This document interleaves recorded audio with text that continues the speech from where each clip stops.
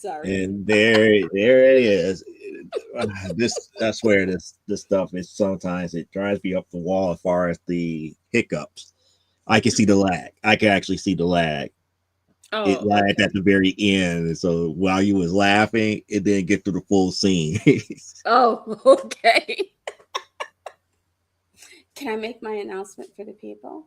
Yeah, you could go ahead and make your announcement before we get to anything else. Okay, for those of you who are parents or just kids at heart, check out the channel Chicago Kids here on YouTube because they have Hard Rock, Coco, and Joe, and Susie Snowflake. I think if they've got those two, they probably also have that lovely bebop version of Frosty the Frosty Snowman. the Snowman. I love that. Dumpity dump dump dumpity dump dump. Hey, look at Frosty. Dee, dee, dee, dee, dee. Sorry. Yeah. Anyway, You are so much into it right now.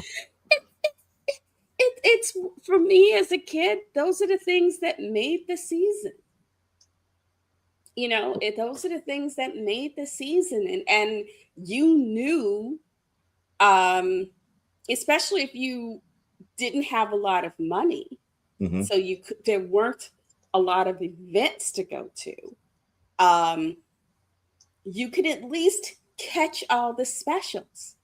And each channel had its own flavor. WGN here in Chicago was known, they had Garfield Goose and Friends, at least one a day would run Hard Rock Cocoa and Joe or Susie Snowflake or Frosty the Snowman.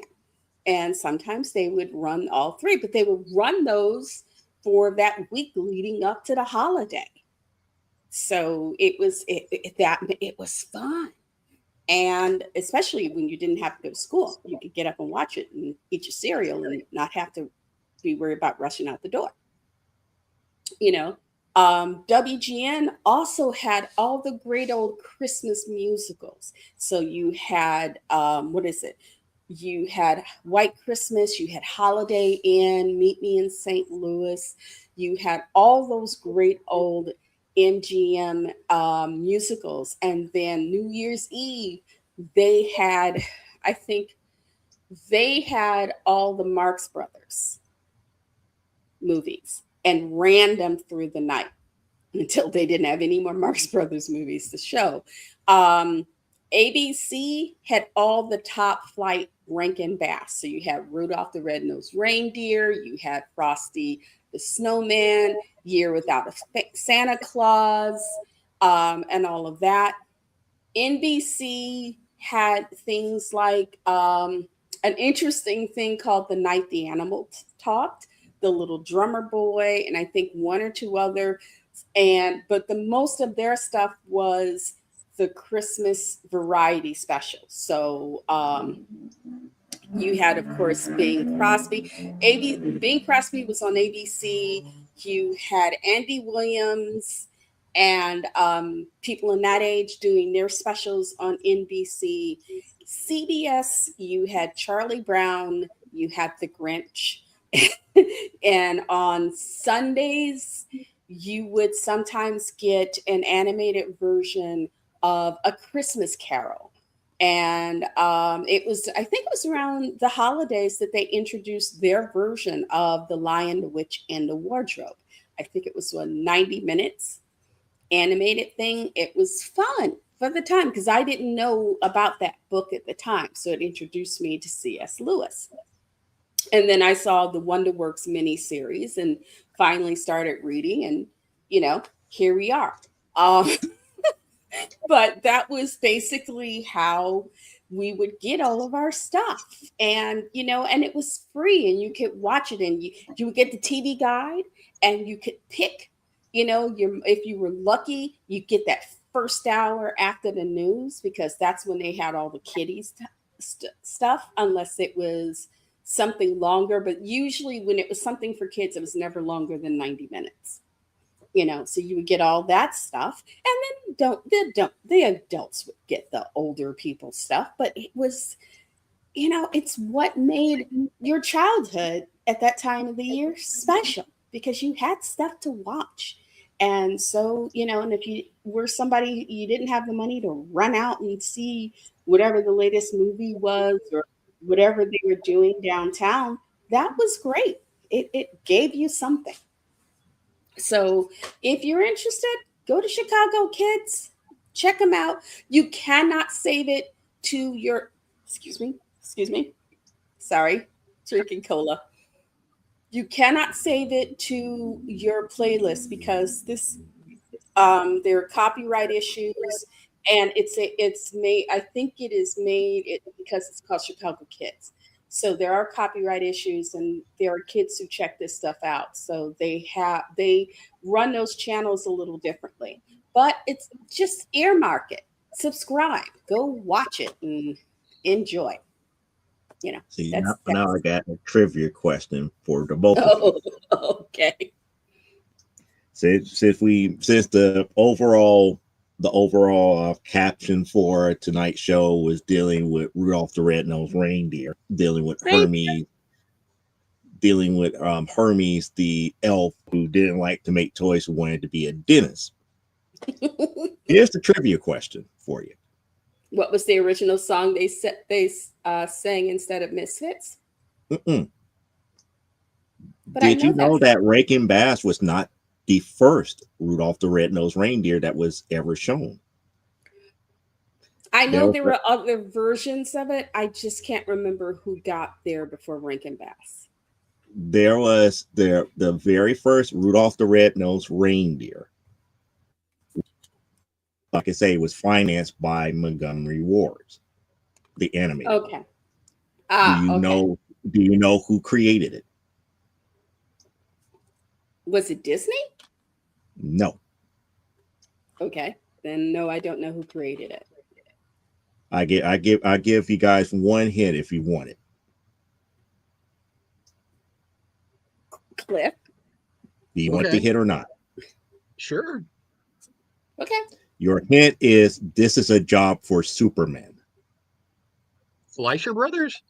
Oh wow. Max Fleischer did it, predates it at least 20 years. Within the 1940s that he did a Rudolph the Red-Nosed Reindeer animated. I think it was like a 30 to 40-minute animated short that they ran in Montgomery Wards as kids was waiting to go to Santa Claus, go to see Santa Oh, Claus. they would have it on the screen, Hmm. and because that makes sense. You're you got a bunch of kids standing there in line. They're bored, and a lot of them will. Their parents would just leave them in the line and walk off. So Hmm. you'd have kids unsupervised and bored out of their minds, and it's like, and so it's like, okay, how do we keep the kids under control, because a bunch of bored angry kids is like, that's just destruction. So yeah, that would make sense. They would have to have And, something that could grab their attention and keep them focused until they actually got to see the big guy, and then and get the kicked, other, go ahead. Go ahead and finish. then cry, wet themselves, and get kicked down the chute. Right. You shoot your eye out, kid. All our Christmas story. But here's the interesting fact about that Rudolph the Red-Nosed Reindeer. It was the last animated feature that Max Fleischer did ever in his career. That was Oh the wow, final film with the I didn't Montgomery know that. Ward's Rudolph the Red-Nosed Reindeer. Out of all of the Popeyes, the Betty Boops, and the Superman stuff, Rudolph the Red-Nosed Reindeer was the last animated feature Hmm. he did. Didn't Fleischer work on Coco the Clown as well? Yeah, but that's considered part of Betty Boop franchise. Okay, okay, Coco was I part of Betty Boop. okay, I wasn't quite sure. They came on separately when I was a kid. Yeah.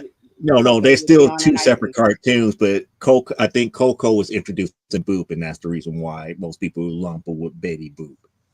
Ah, okay, kind of like the Harvey Toons family of Right. cartoons. Hmm. You know. I think it was what I forgot. I think little Audrey introduced Little Dot and Little Lotta and a couple others. And then Casper, Has um, has Spooky, Wendy, and the ghostly the uncles had a the few Ghostly cartoons Trio. of Yeah, their own. right. Um, was it Baby Huey? Now, I'm not sure where Baby Huey came from because I'm not that sure where from but he was still part. He was still part of that Harvey Toons family. right. He was But they didn't later, I do think. other cartoon strips like Hot Stuff and all the other stuff yet. No, but they. I remember Baby Huey. Um, Richie Rich was his own thing. yeah. Um, Then you had I can't. Sack and Sarge. I can't remember who did Crazy Cat. Oh, that was a completely different That was, yeah. That company was at first. very. That was old. That was old and crazy. And I used I, to love Crazy Cat. I still like the cartoon because that was the first cartoon that allowed for anybody to get hit with a brick.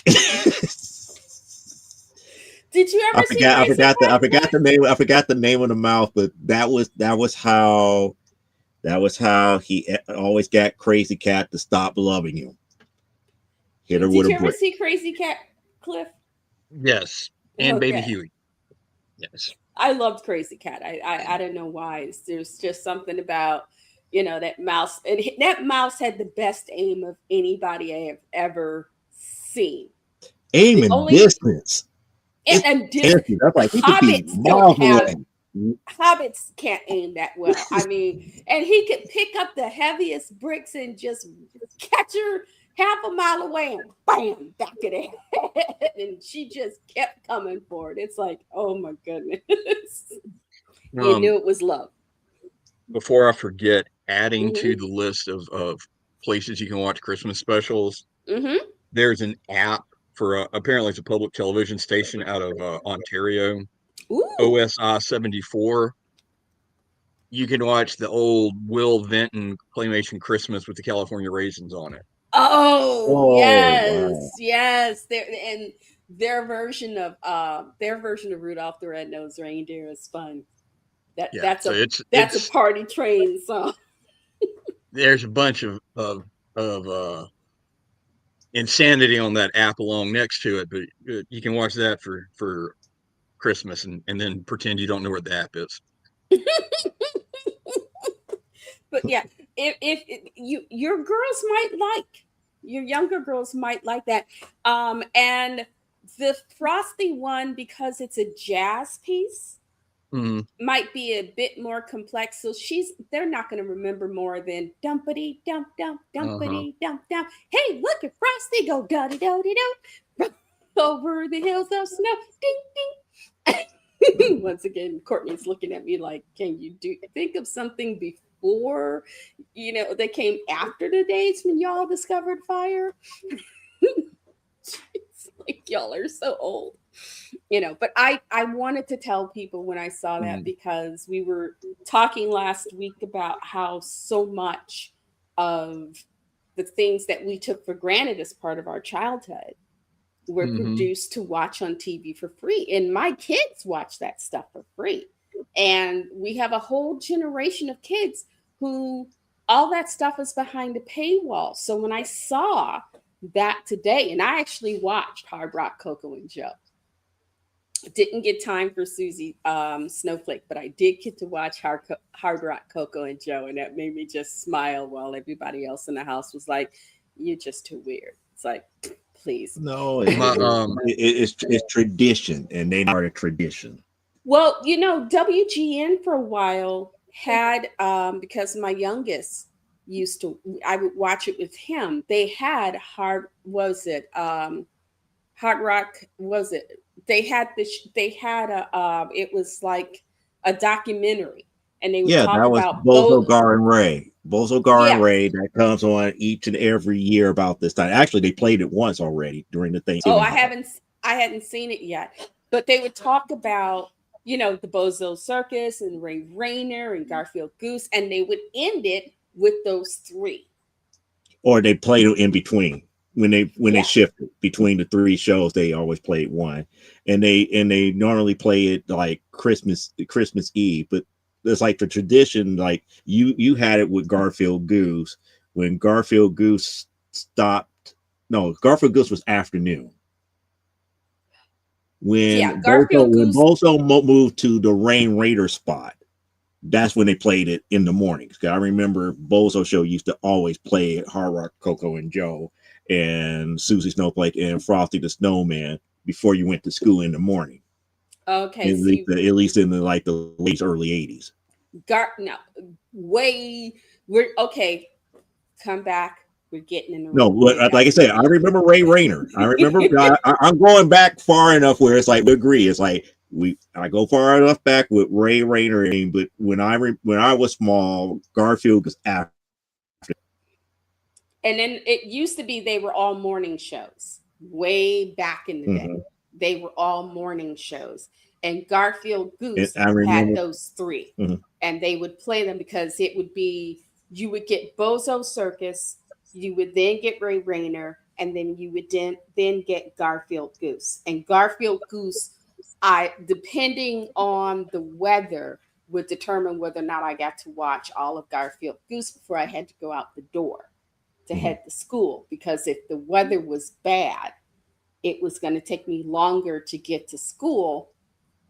So I would leave, my babysitter, Miss Lula, would kick me out the door a little earlier because she'd say, "Child, you got to make sure you can get through all that ice and snow." And I know that adds another 10 minutes to your to your walk.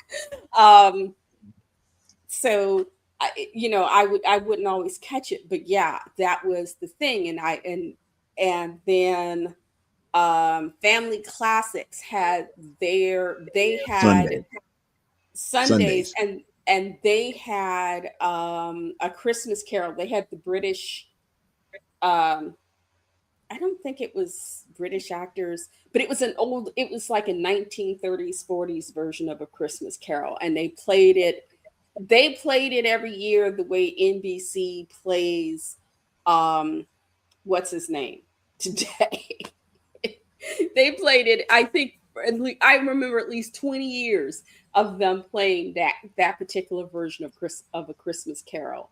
Mhm. Um, and the way NBC plays It's a Wonderful Life, because it's like that's become their tradition. This was Family Classics tradition, um, because that was their one Christmas movie that they had. Because they had that one, but WGN, when movies were movies, would play like Holiday Inn, White Christmas, Meet Me in St. Louis, and all of those. So you could I just remember the catch cut up. I remember the cut up versions of Babes in Toyland. Which version, because there is the Laurel and Hardy version. No, not we're not talking about that one. Okay, because there's I that would was say the I would first. say Laurel and Hardy if it was Laurel and Hardy. No, we're talking about the other one. They cut a lot of stuff out of the original movie, and that was kind of like one of the things about Family Classics that back in the day, if you haven't never watched those movies and you watched them there, you thought you got the full thing until you go back and see the full theatrical stuff. Like, when was that up in there? Are you talking the animated version of Babes? It was Okay, a lot because another one okay, that did not have because Laurel and Hardy up in it that they kind of cut up a little bit. Laurel and They Hardy was cut a the lot of first the version fight I scenes ever out saw. of it. They cut a lot of the fight out of that version of Babes in Toyland. And then PBS got the rights to the New York Ballet's version of the Nutcracker with Barishnikov as Which was the short lived. Nutcracker. It was Yeah. short lived. It was short lived because that asking price got too great as Barishnikov got more and more popular. But for a while, you could see Barishnikov in his dance belt. And I'm just saying, there are loads of women who are much happier now. Mm-hmm. Uh, one of the traditions is the build up to Christmas around here. We just start watching Christmas specials. And last night we watched Mickey's Christmas Carol. Okay. And the week before, the girl's grandmother took them to the theater to see A Christmas Carol. The theater. And it was really cool because my youngest, it like clicked when she was watching it watching Mickey's Christmas Carol last night. She goes, "Hey, this is like that thing Mama made us go to."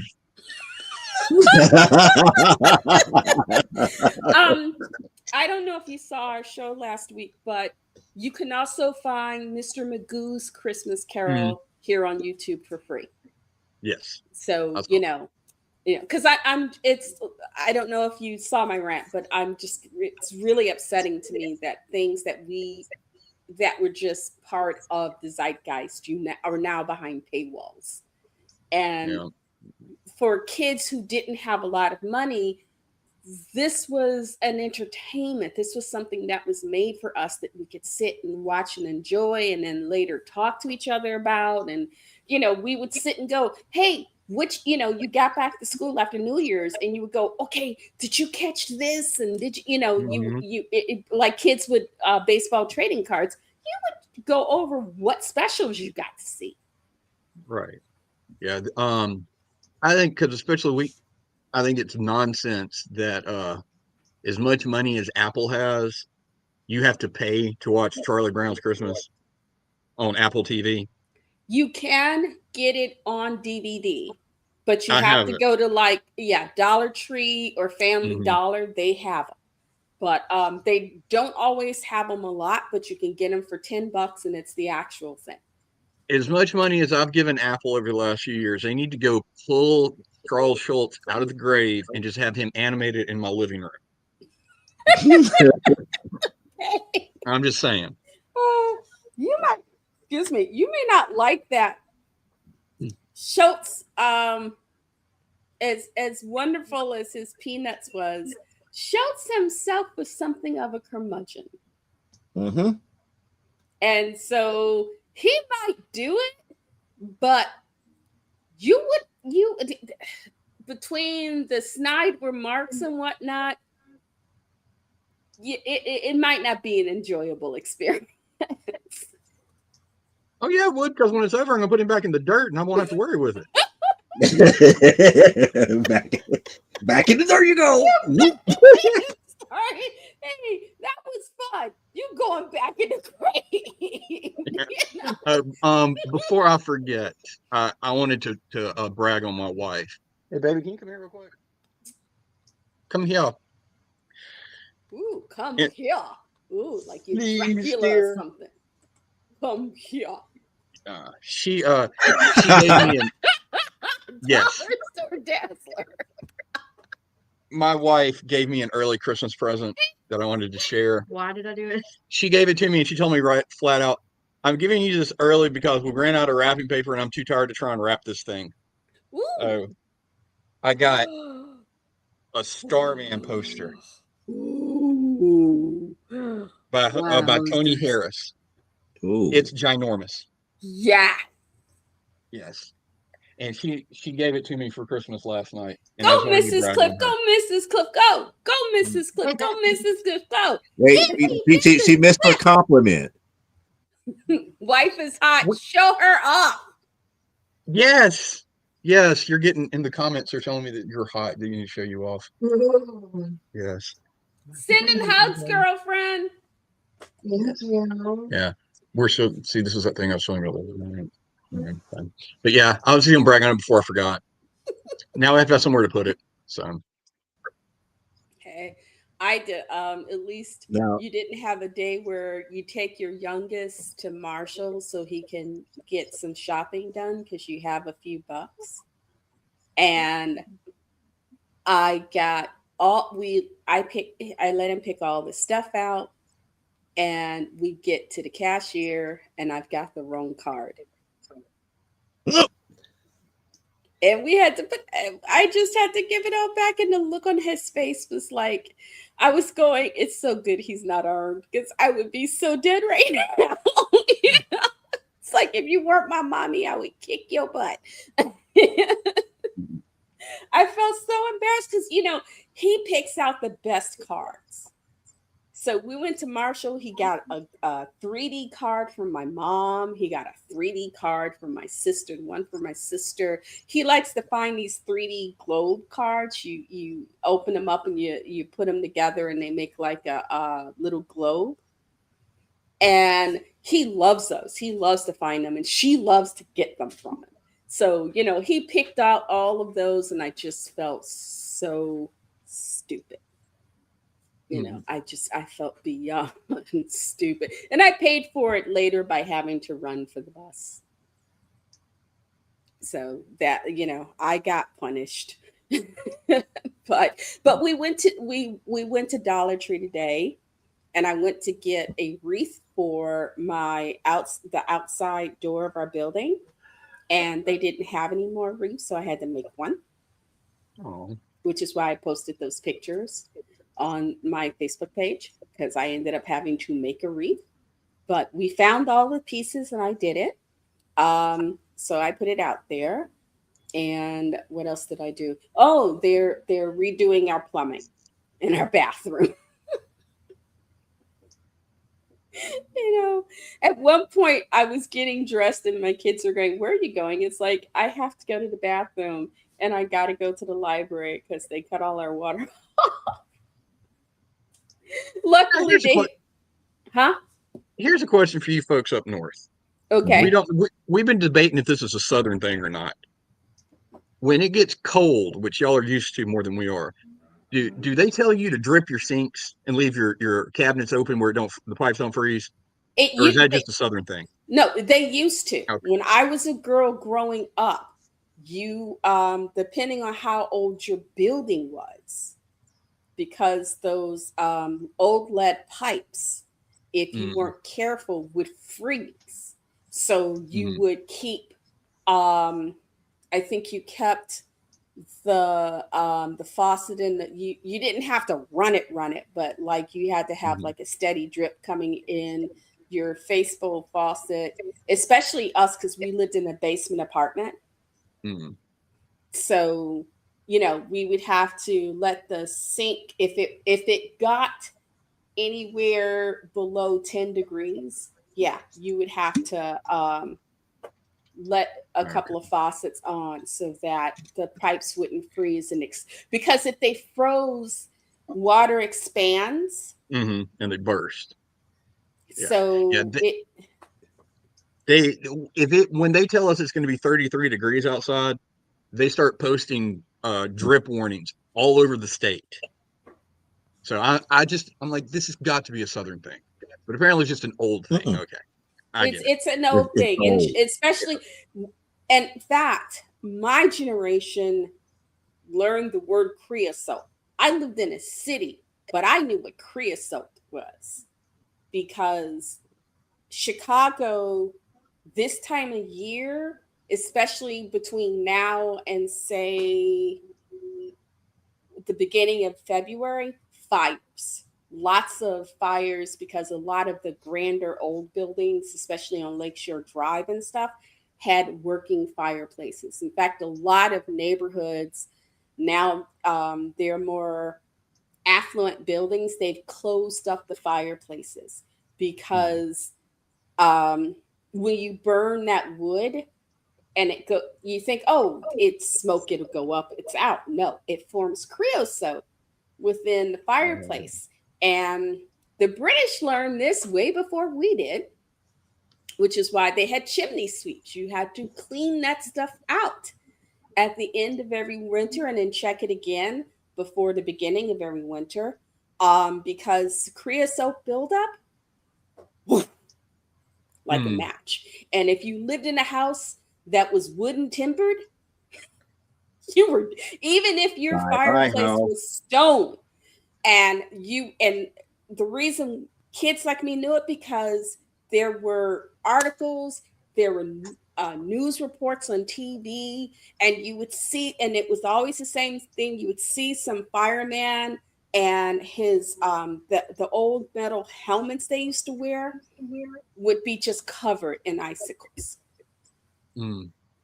and just this look of total, like, as if he just viewed the gates of hell.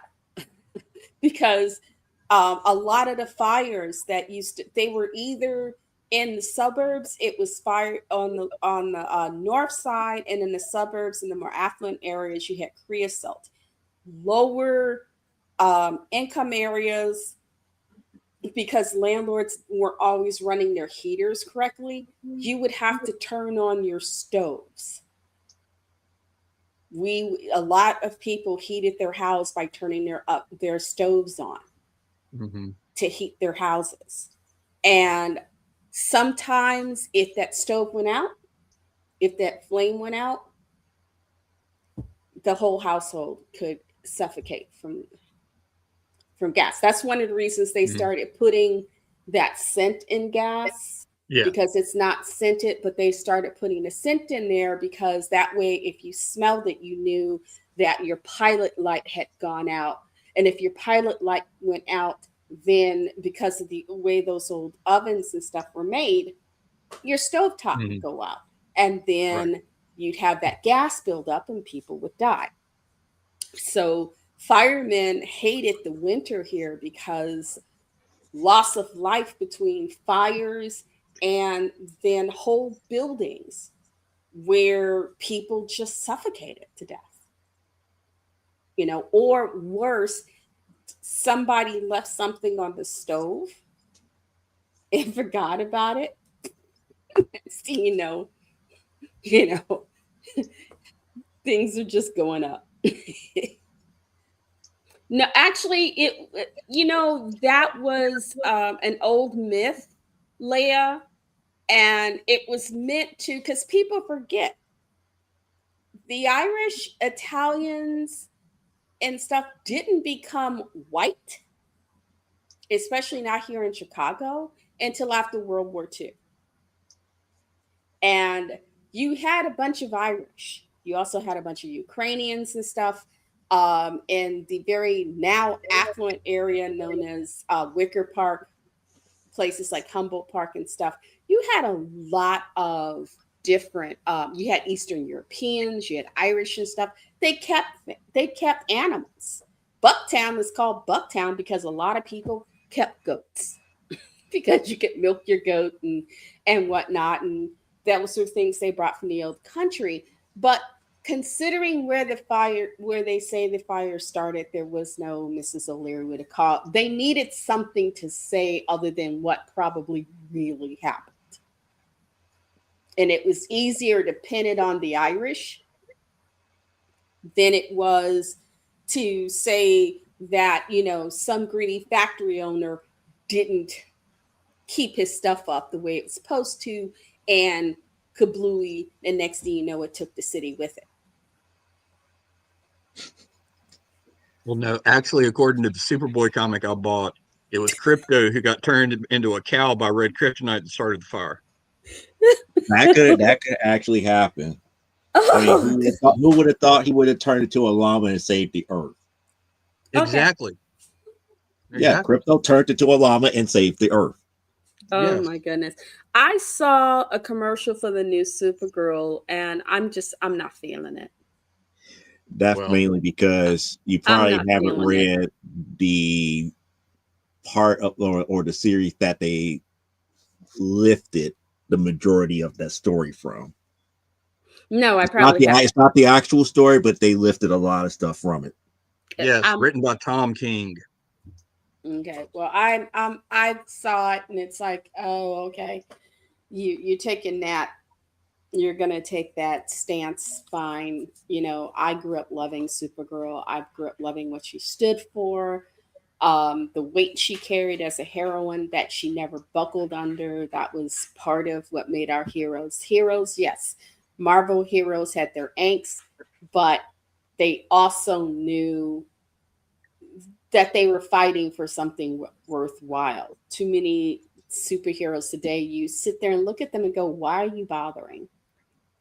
because I don't see it. You know, there's very little difference between you and the bad guy, really. And some of those movies, it's like, I'll pick the bad guy because if you're what's gonna save us, I'll stick with the bad guy.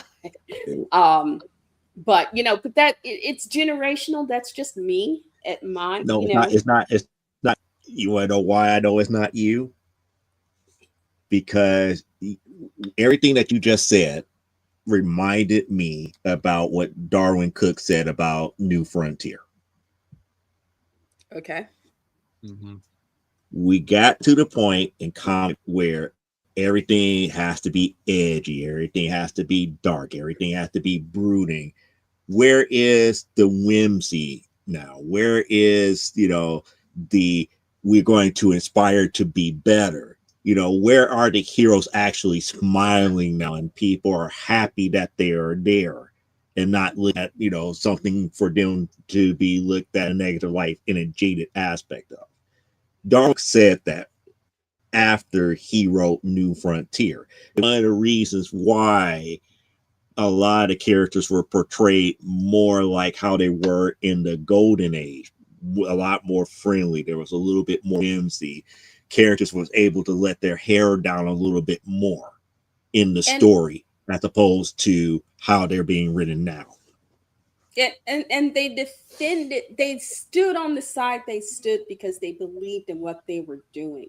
Mm-hmm. Nowadays it's kind of like, I got nothing better to do, so I guess I'll just go do this. And you kind of go, why are you bothering? um Mm-hmm.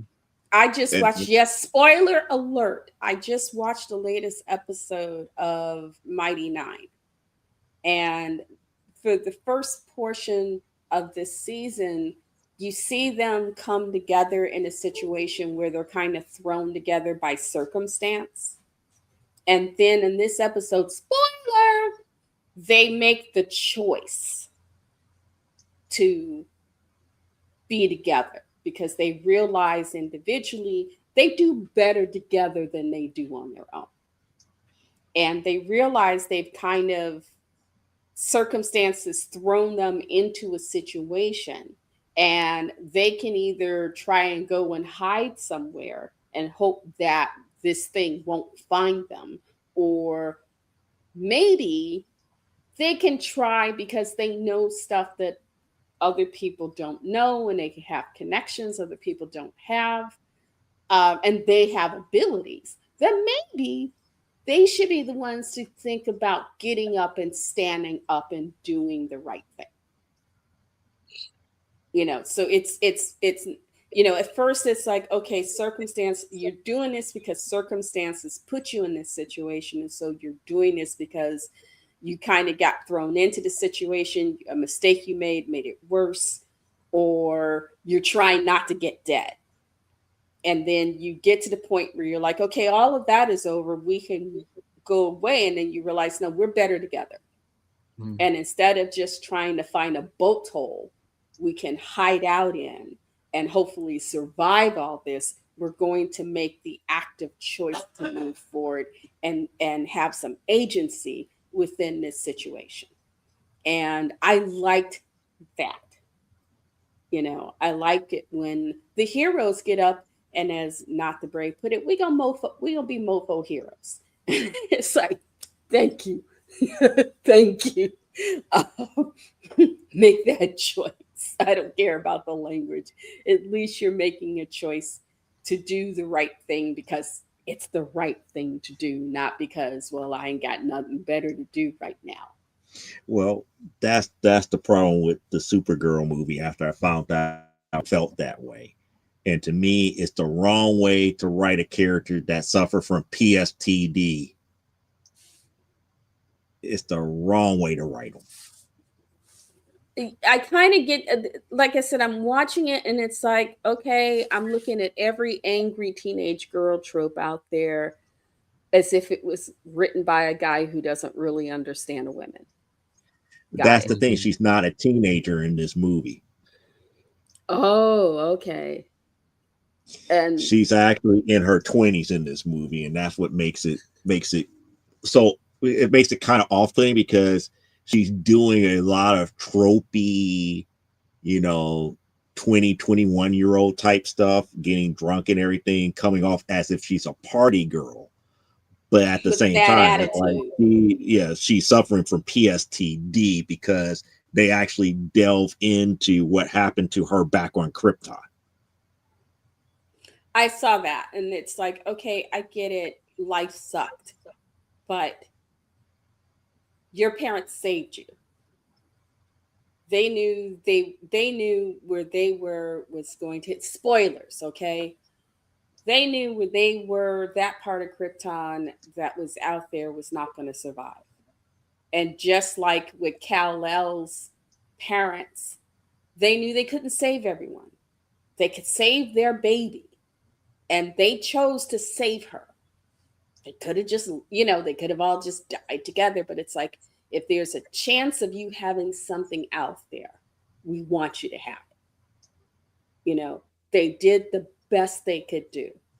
And I don't know. I just, like I said, I'm watching this going, Yeah. okay, it's got to be generational because I'm sitting here going, I want to just get up and go, wake the hell up. No, And it's like, okay, see, yeah, it's definitely generational because we would have been like, eventually some of the stuff you're going to be like, get over it, get over it. But you get have to over it. understand, these kids nowadays will not get the understanding. It's like, Well, not I had just to get bury over my it, but mother, my father, and most of the people in that city but it's like before that city got completely destroyed. I buried the majority of the people I cared about. and I, on the one hand, yeah, I get that, but it's like, sweetie, we have this thing on earth called psychotherapy. Mm-hmm. You should seek it out. you know and then there is the, she makes the thing that Clark sees the best in everyone and I see the world for as it is. And I it's see the like, truth. I see the truth. I yeah, see how it. That's like, it's like, no, yeah. sweetie, you're looking through a glass darkly. You're not looking at you're looking through this glass very darkly, and you're it's colored by all this stuff that you haven't dealt with, that you don't even want to acknowledge. um and that's what's occluding your vision. So I am sorry, but at some point, it's not like they did this to hurt you. they were trying to they were trying to ensure your survival. And she just took it she takes it as if this was set up as some grand punishment by God or something. And you kind of like, okay, okay, I need to get you, you need some serious drugs and about 35 years of psychotherapy before you should be out and around, the public at large. Go No, sit in the fortress of solitude, read a book. the problem with that for me, aside from the fact that, again, generational thing, Supergirl that I read was more hope inspiring than Superman Mm-hmm. It was one of the because things I loved she, about her. It was one of the things I loved about Storm. It was back in the day, the female heroes, among, if nothing else, they were hopeful. It Supergirl was like, died in the comics fighting the Anti-Monitor and inspired all the rest of the heroes to keep the fight going, including Clark. So she's always been more hopeful than Superman. But also, you can fly and shoot lasers out of your face. Quit being fucking sad. well, I'm not saying don't be sad, but it's like, I am. you need to learn to deal with, you know, go, like I said, go get some therapy. As somebody who had to go get some therapy, go get some damn therapy. Find someone. You don't have to name it, especially if you don't want somebody to know that you're Supergirl. But you can say, my parents, there was an accident where I grew up. I'm the only survivor. You know, my parents did this thing to get me out. I survived. no one else in my city, my parents or none of those people survived, and I was left to clean up the mess. Isn't there a don't they have the DC equivalent of Doc Samson from Marvel? They have a psychiatrist for the superheroes. Something like that, yes. But even said, I get what Elaine is saying, because when I look at how Superman family is being written now, I look at what Kara's going through, like, okay, tough up, grow up, yada yada yada, as opposed to what Power Girl is going through, right? Figure out everything that she knows, is it real or is it Memorex? See, I was And called Power Girl, people but don't realize. Super McBubble Tits, because that's how they drew her. Well, that's the way that they drew her, but essentially they're both the same character. One is not of a test tube. The other one is the actual being.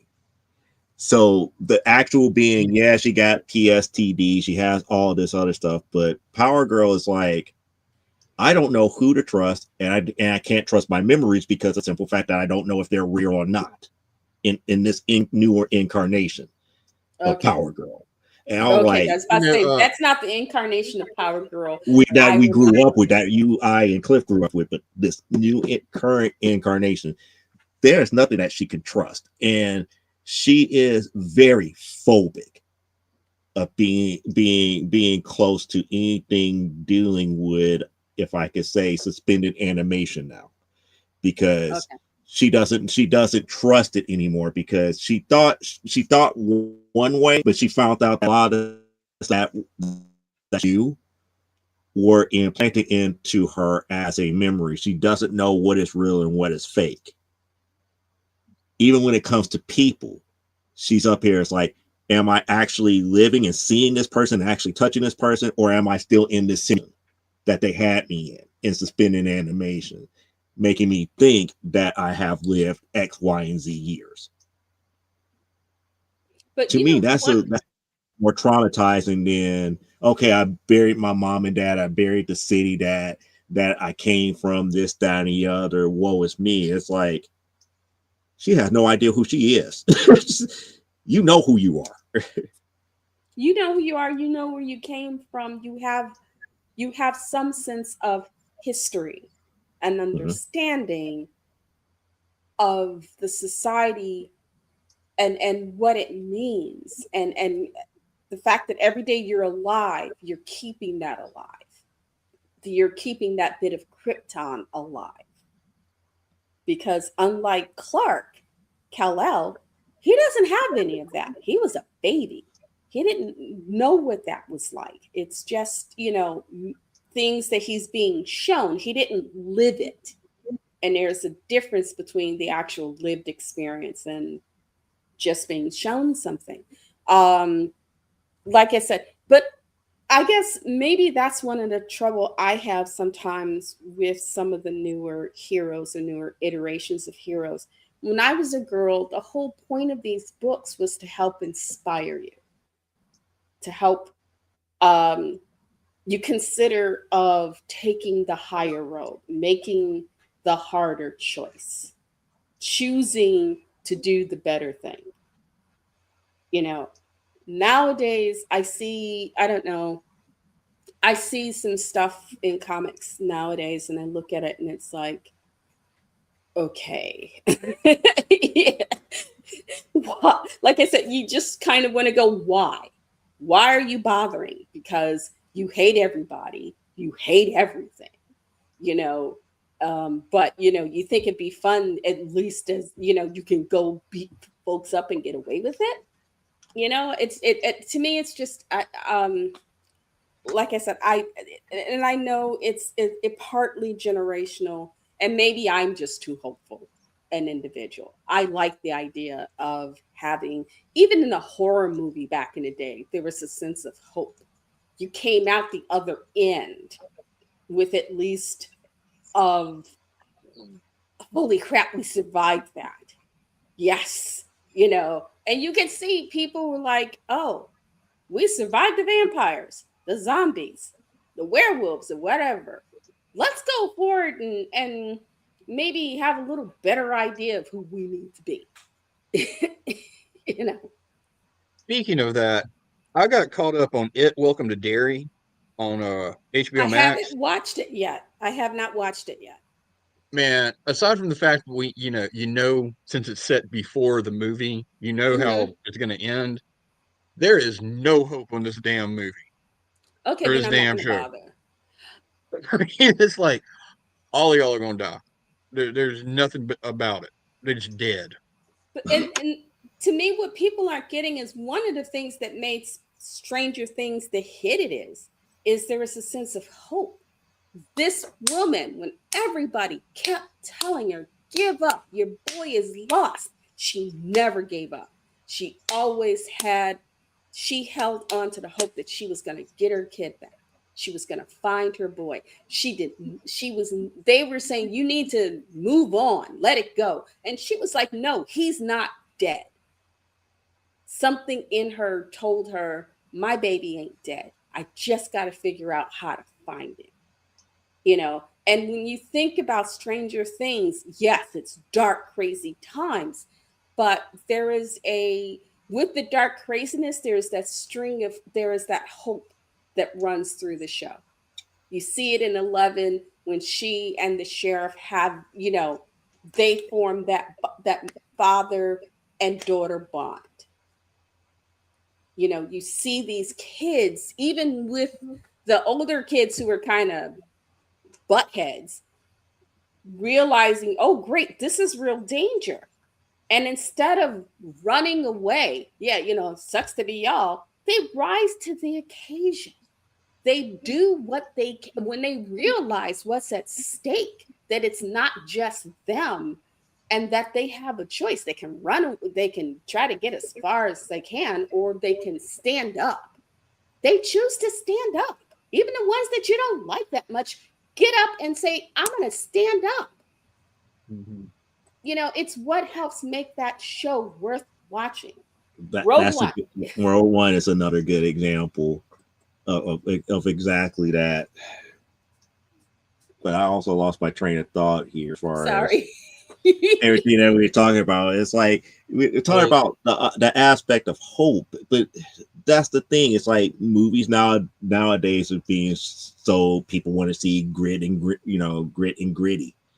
and It's and and not it's the necessarily. hope, and there's a hopelessness to it, and it's like, and there's that point where I sit there and watch it, and it's like, okay, and I watch something and go, okay, you know what, I'm done. I'm just, y'all are all, you're sitting at, the world is falling apart and you're busy sitting in your pity party.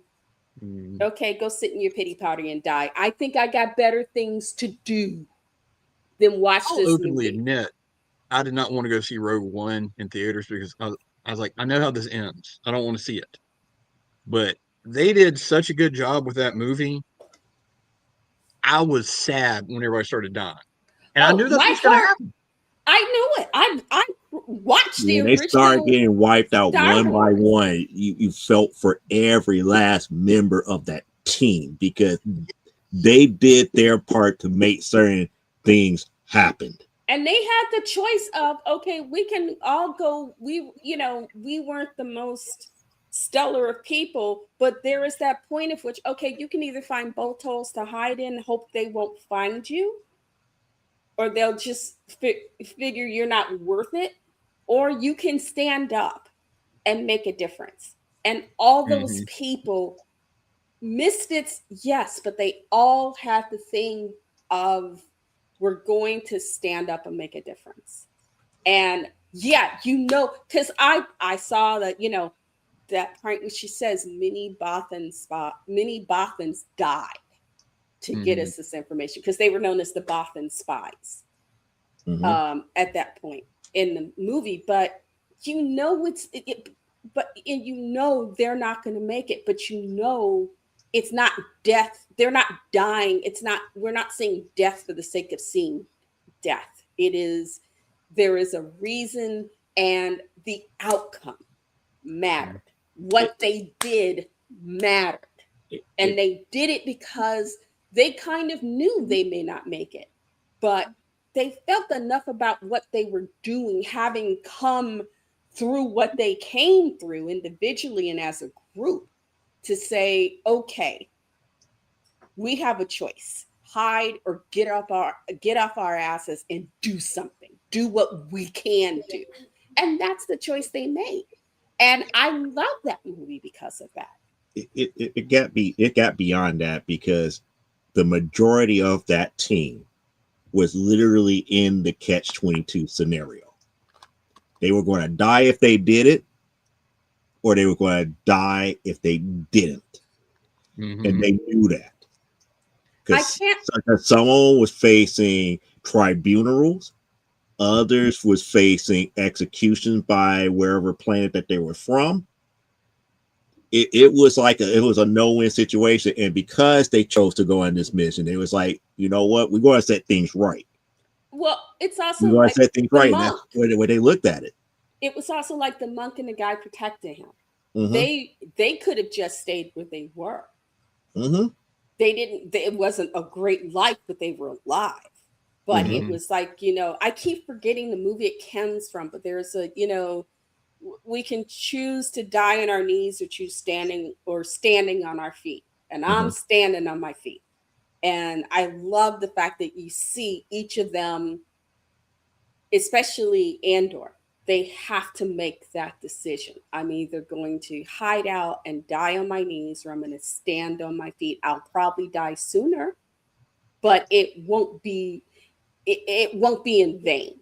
These deaths will matter.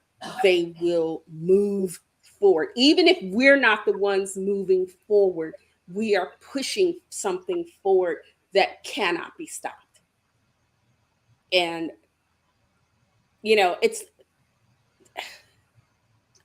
I guess maybe because as a Black woman, growing up in America, growing up in Chicago, I come from people who that's what they had to do. They had to, at a point when, they had to say, I'm either going to die on my knees or I'm going to get the hell up and move forward.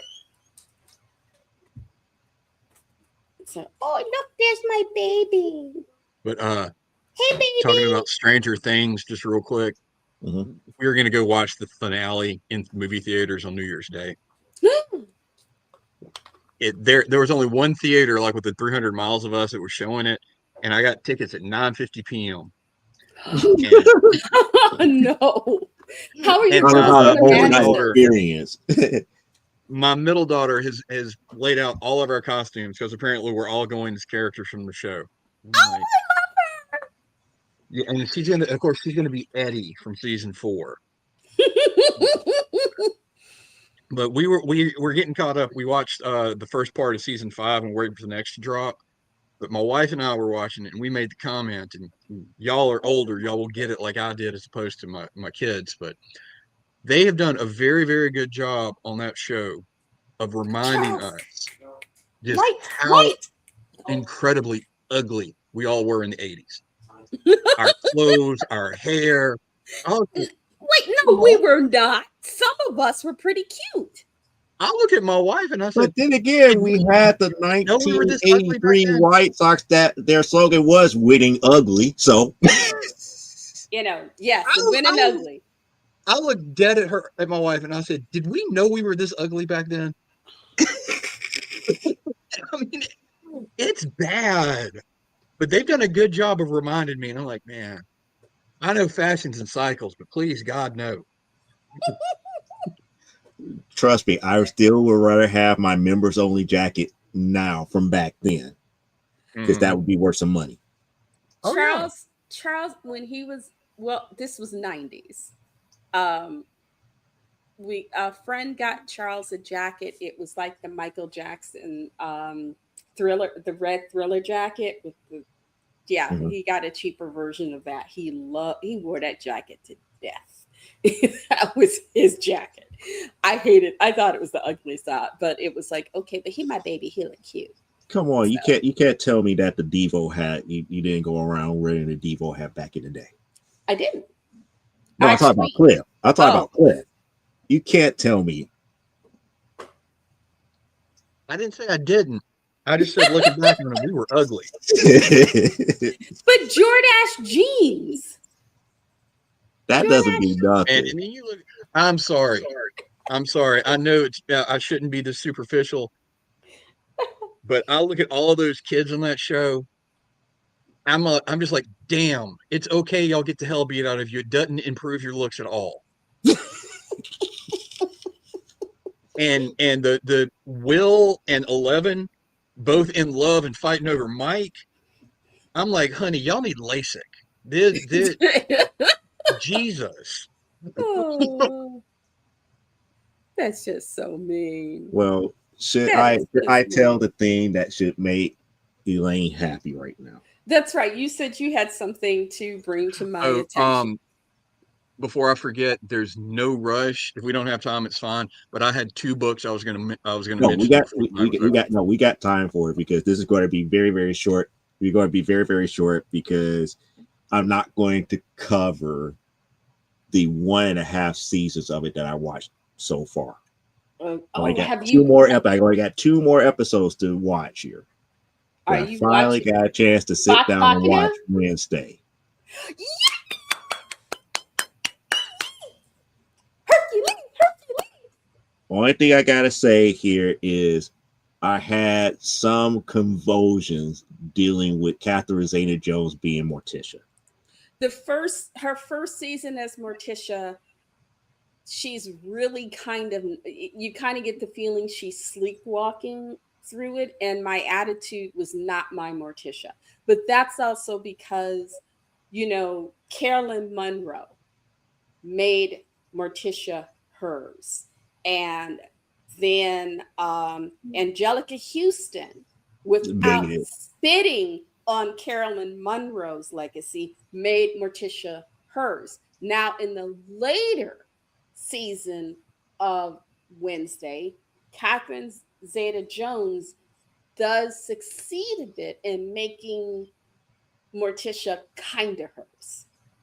She Okay, she I she give you starts the word bringing things kinda. kind of hers, but it's like, okay, I want to see the next season because I think in part because you know she's still. I think in the first one, Morticia was so secondary. The focus was on Wednesday, and then they have now expanded the focus so that it's not just Wednesday, it's Gomez, it's Morticia, it's Pugsley. They've expanded. And Fester. We even got and Fester. Oh my God, Fred Armisen owns, and, He and knocked I that out. He knocked Fester out of the park. He did and, knock Fester out of the park. and I will say he's one of those actors who, just like what's his name did, they made Fester theirs without spitting on what came before. Oh, you're talking about what's his name? Dr. Emmett Brown. I can't even think. Judge Doom. Shoot. Christopher Lloyd.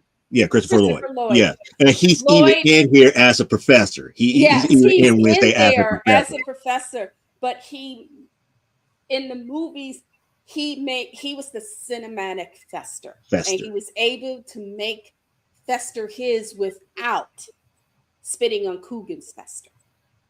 Hmm.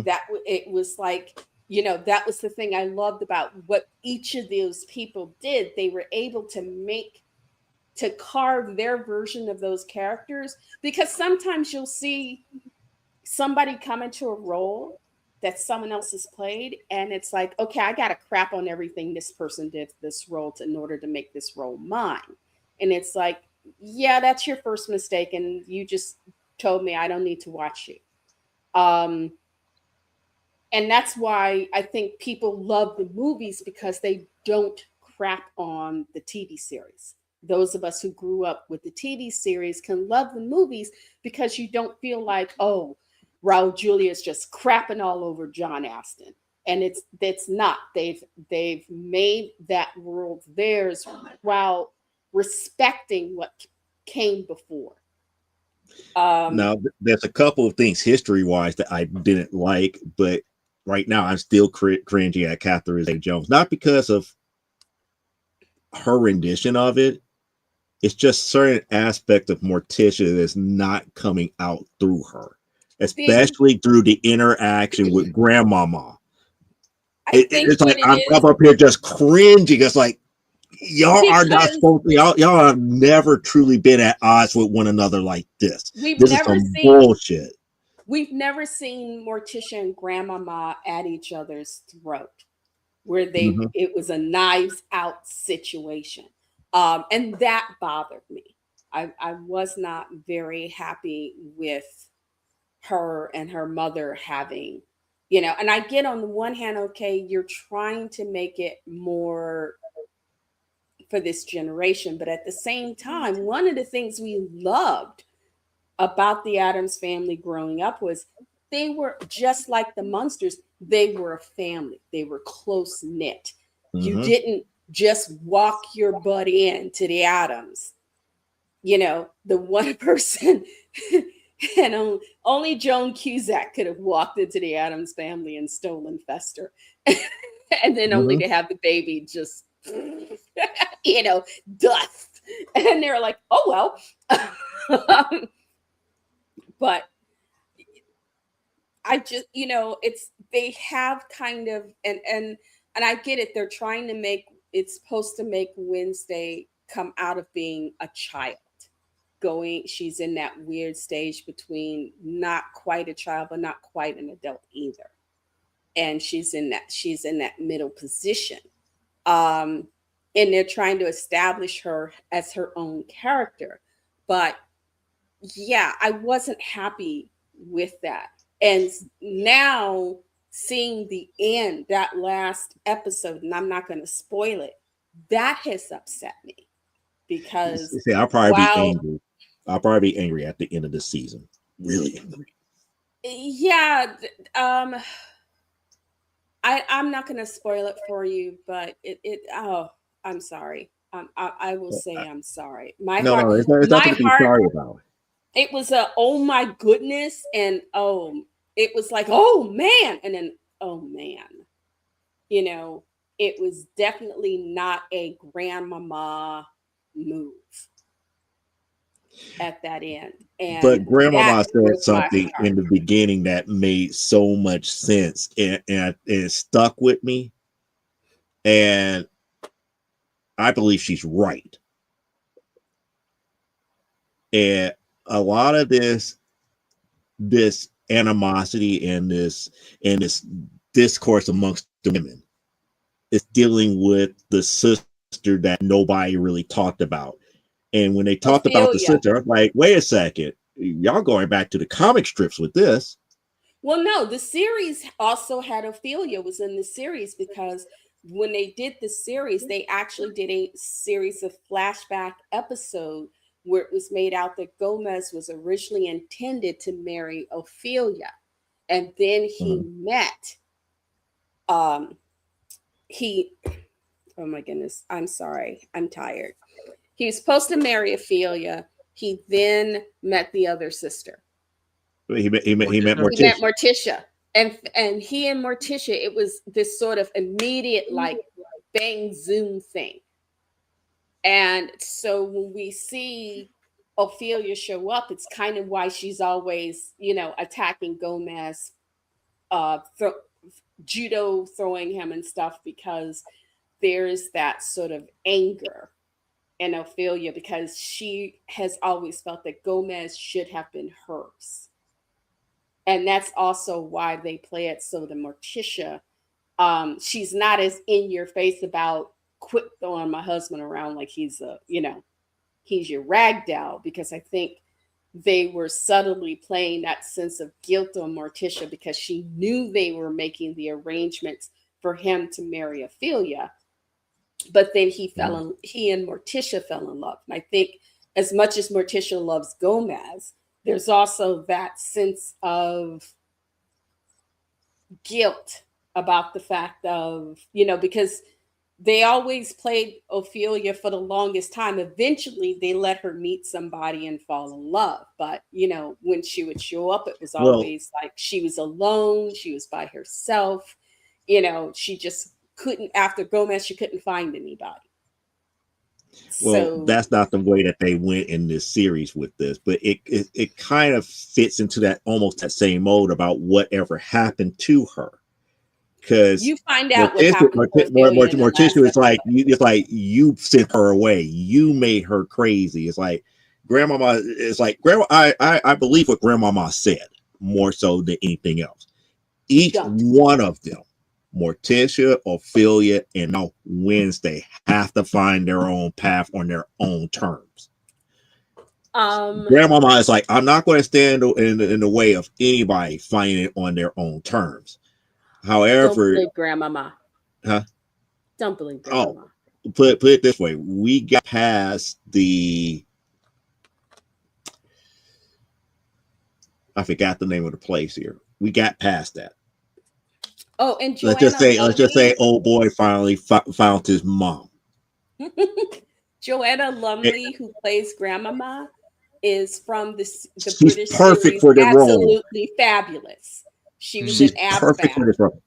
She's not the same television grandmama, Oh, no, but no, no. as far She's as how she very, tells history and everything, like grandmama from the television series used to do, she's spot on. Oh, yeah, she is spot on. But she is. We haven't gotten to where she shows up yet. It gave me the feels of Meryl Streep in the Devil Wears Prada type level of very. fab And that if she's you giving off. look up Absolutely Fabulous, Joanna Lumley, you can see where her mama front comes from. Because when you see Joanna Lumley and Absolutely Fabulous, you'll go, oh, dang. Oh, dang. But also, it is 8:14. It's time for Cliff. Yes.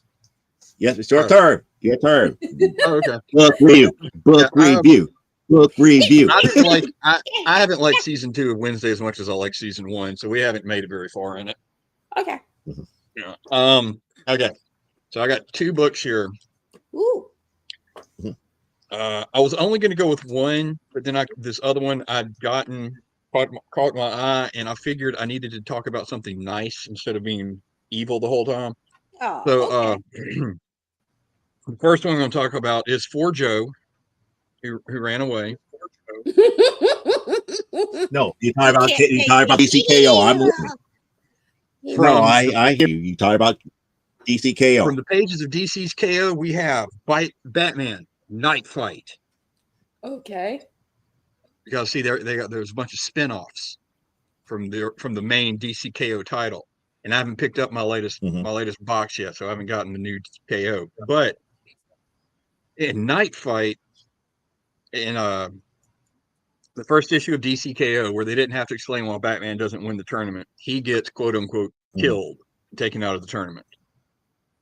But what you find out in Night Fight, let's see, he's you said they show the Joker stabbing him through his bat armor, Oh. and then he becomes a statue with the other defeated people in the tournament.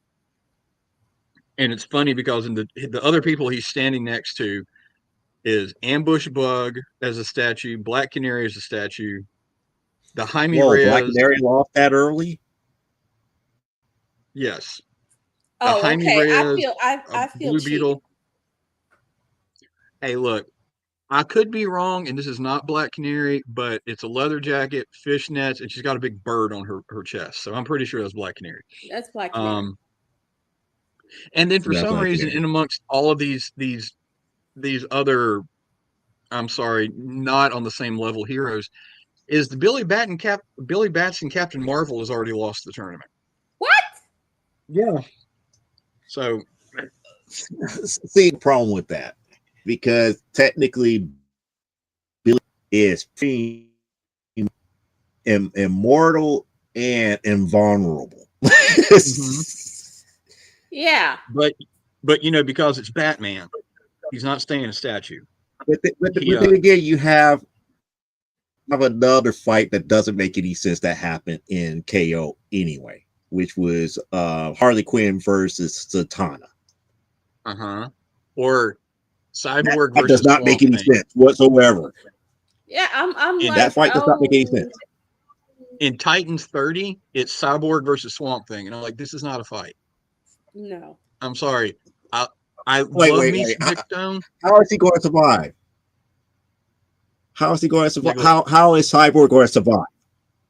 I don't know. I love me some Victor Stone. Unless I'm not he gonna is say I don't, completely but 100% mother box, how is he going to survive? I'm sorry. I adore Victor Stone. I love his story and everything. I just keep thinking, I just he wouldn't pick a fight. His brain would say, "Don't mess with Swamp Thing." yes, but yeah, His, I haven't his read it brain yet, would but I say, know that's happening. Don't be messing with Swamp Thing." Because if nothing else, part of him is still black, and black folks run from the spooky. Mhm. We avoid the spooky ooky at every opportunity, because you Yep, never know when you might get something on you and you lost. that's right. So, but Well, since that's the this is thing. We don't Batman, deal he's with not the dead and he's occult. not a We statue. don't deal with the occult very well. He Well, some of us don't deal with the hoodoo unless you go to New Orleans. Anyway, but Cliff, sorry. but Batman survives being a statue because he's Batman. His armor that he wore for the tournament had a built-in boom tube that if he was inactive for too long would send him back to Gotham City. Because of course it did. But in I'm typical Batman. Say superhero so. in typical superhero story fashion, he went to the wrong Gotham City. Wait, he got to the wrong Gotham City. Yes, Did he go we'll to get the there. Toontown version of Gotham City? We will get there. But at the very beginning, before he gets unstatued, there's a little flashback to before the tournament where he's going to go fight Professor Pig. But by the time he arrives, uh, Tim Drake, Jason Todd, Damian, and Dick Grayson have already taken care of the problem. And he's in Batman's internal dialogue is he's like, if they're here, does Gotham still need me? And then you skip ahead to where he got he got boom tubed out of his statue, and the Gotham City he's in um, is protected by a bunch of Robins he's never seen before. One of them looks like Green Arrow with a sword for some reason. Okay. Um, and they're leading him somewhere. He doesn't know where he's going, but he gets to where they're trying to lead him to, and the Robins disappear, and this Gotham City's Batman shows up. Dick Grayson has taken the mantle of the Bat. Okay. And he says, I warned you, Bruce, if you returned, it would be war. And so they get into a fight because of course they do. And you find out that the Gotham City that Batman landed in, their Bruce Wayne had a midlife crisis. He couldn't deal with getting old. So he went and jumped his ass He became a criminal. in the Lazarus pit Oh shit. and went a Sorry. little cuckoo. It sounds like he went a lot cuckoo. Yeah. So No. What it sounds like to me, it's like, oh, so the Bruce Wayne from Batman Beyond smartened up, went to the Lazarus pit, and became the absolute curmudgeon that he wanted to be, and decided to take. That's like, I'm going to take my mantle back from everybody. yes.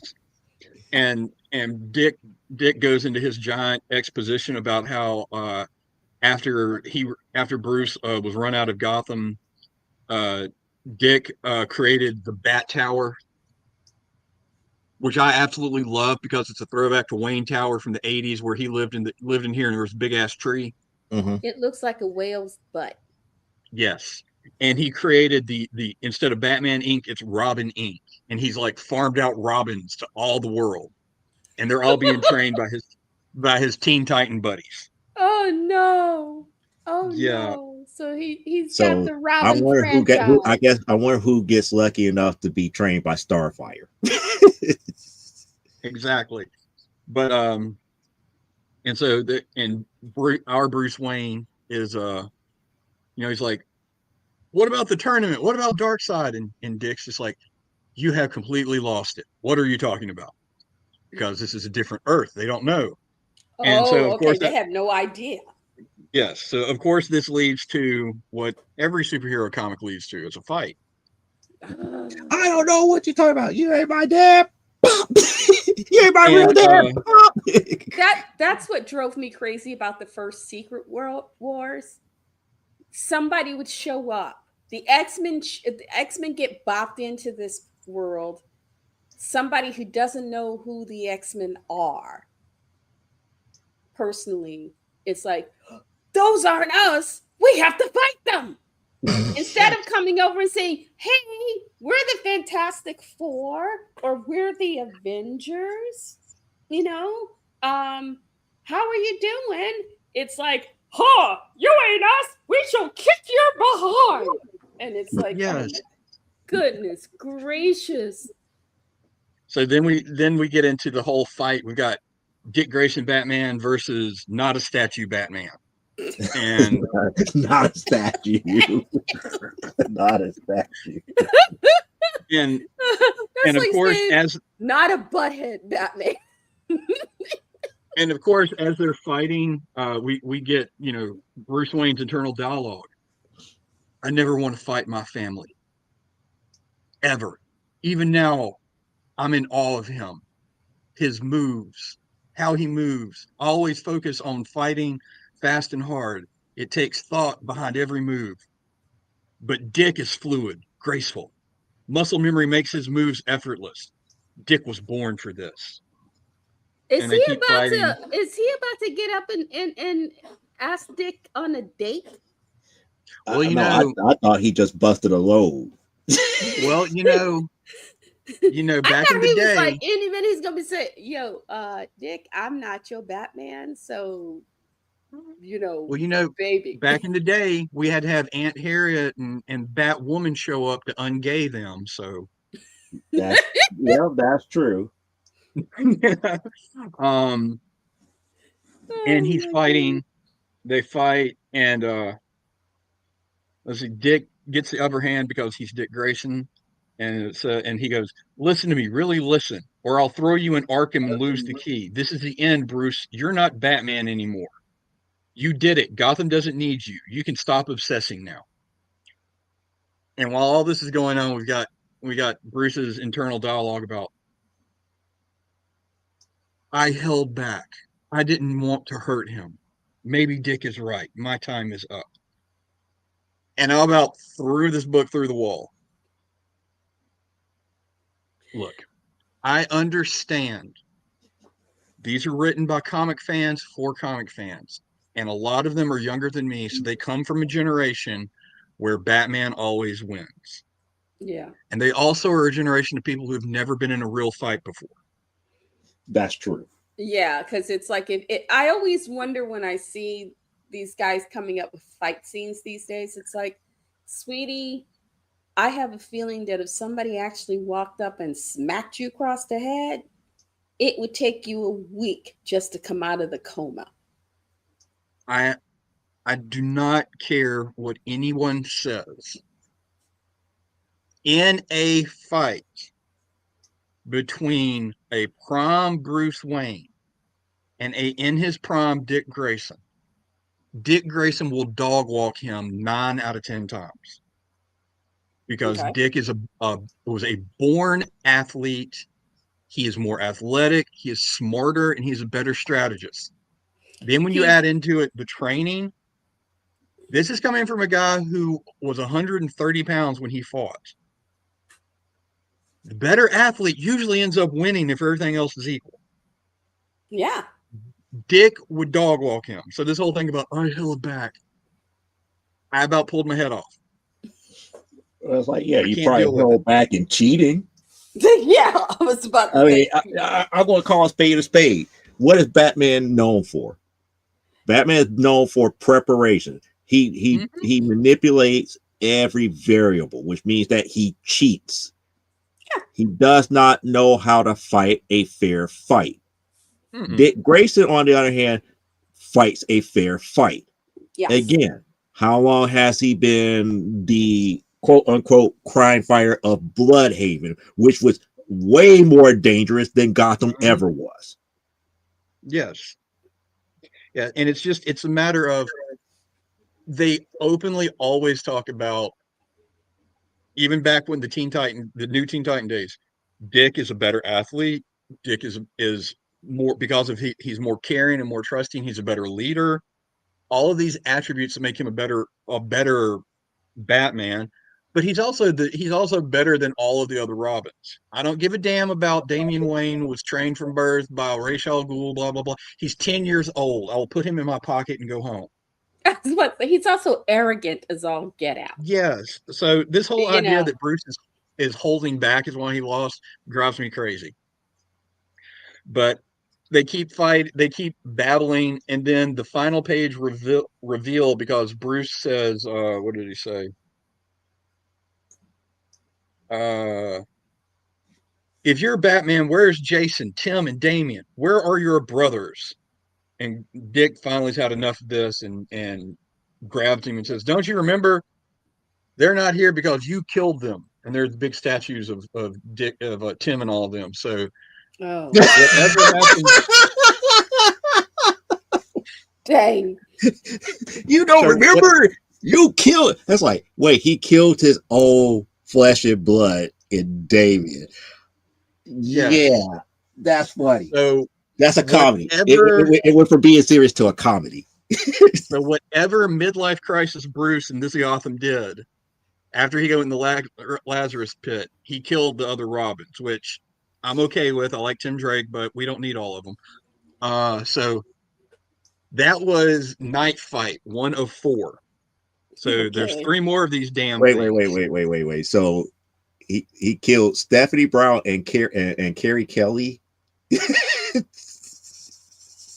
Oh, that's right, because we do get female Robin. We have 2 female Robins. So apparently For the longest time, the closest we had But to a notice, female Robin he was did. Batgirl. He didn't say your brothers and sisters. He always said your brothers. Yeah. Yeah, but I was about to Well, say for my generation, the closest we got to a female Robin was Batgirl. Yeah, that was Barbara. actually, That was Barbara. So Where's Carrie okay, Kelly and so Brown? well, so here it is where he's talking about how he created Robin Inc. and he's got the Titans training them. So he says, uh, now Robin Inc. has Robins in every major city in the world. It's run by Babs, Cass, Duke, and Steph. So we know they're still alive. okay, so Barbara's still alive and she's helping him manage the Robins to help provide safety in the world. Yeah, she's apparently helping to outsource the Robins. But yeah, so apparently it's only the other 3 main Robins that are dead. Okay. But yeah, that's Night Fight. And I love Joshua Williamson who wrote it, and Dan Mora did pretty good on the art, but I don't know if I can handle 3 more issues of this. Okay. Well, I held back. This might be the only one. I did it for you, Joe, where you don't have to read it. But see, Joe, you just got your Christmas miracle. No, I still have to read because they're on my pull list for DCKO. The Wonder Woman stuff is still on my pull list. And now I was about to go into Thousand Doors song just for you. Oh well. What's the next book, Cliff? On a happier note, I picked this up and I wanted to talk about it because it would make me feel better after Night Fight. But also, this is one of my favorite, really obscure DC characters, and I'm so glad he got a little, even if it's a Black Label book, he got a little spotlight for a little while, and that would be Resurrection Man. Oh, okay. Yeah, this is a Resurrection Man Quantum Karma. It's written by Ram V or Ram 5. I don't know which one it is, if it's the letter or the numeral. And the art is by Butch Geis and art Anod RK, who I'm not familiar with. But for those of you who don't know, Resurrection Man was a series that was started late 90s, early 2000s That's why I by don't know him. the dynamic team of Abbott and Landing, who As most a people know what's from it their called, a Vertigo book. Okay. yeah. It was set in the main DC universe. It wasn't a Vertigo. Um, but Resurrection Man, Mitch Shelley, he's a dude that every time he dies, he comes back to life with a different superpower. Wow. Okay. And That's gotta be um, fun. in the book, in the series, originally you believe that it's due to these things called techites, and there's some form of nanorobot that's in his bloodstream. Um, but they kind of muddle that a little bit because as the series goes on, you find out that he actually has been around longer than he remembers because he's friends with Mr. Immortal, who's another long-lived DC character, and his arch nemesis, of course, is everyone's arch nemesis in the DC universe. It's lived a long time, Vandal Savage. Oh yeah, So so he yeah, goes back a long way if he's so Vandal he's been Savage. around for a long time. And the book starts off, and they change it a little bit in here because this wasn't exactly the way it was in the original series. But in this version, it says every time Mitch dies, he is made by his death. If he falls out of an airplane, he wakes up with the power to fly. If he's electrocuted into oblivion, he wakes up with high voltage fingertips, so on and so forth. Which isn't exactly the way I remember it, but it's not completely wrong. So what happens if a building Well, falls on him and it's he simple. gets It's crushed? simplified thing. He gets the power. He gets the power that killed him.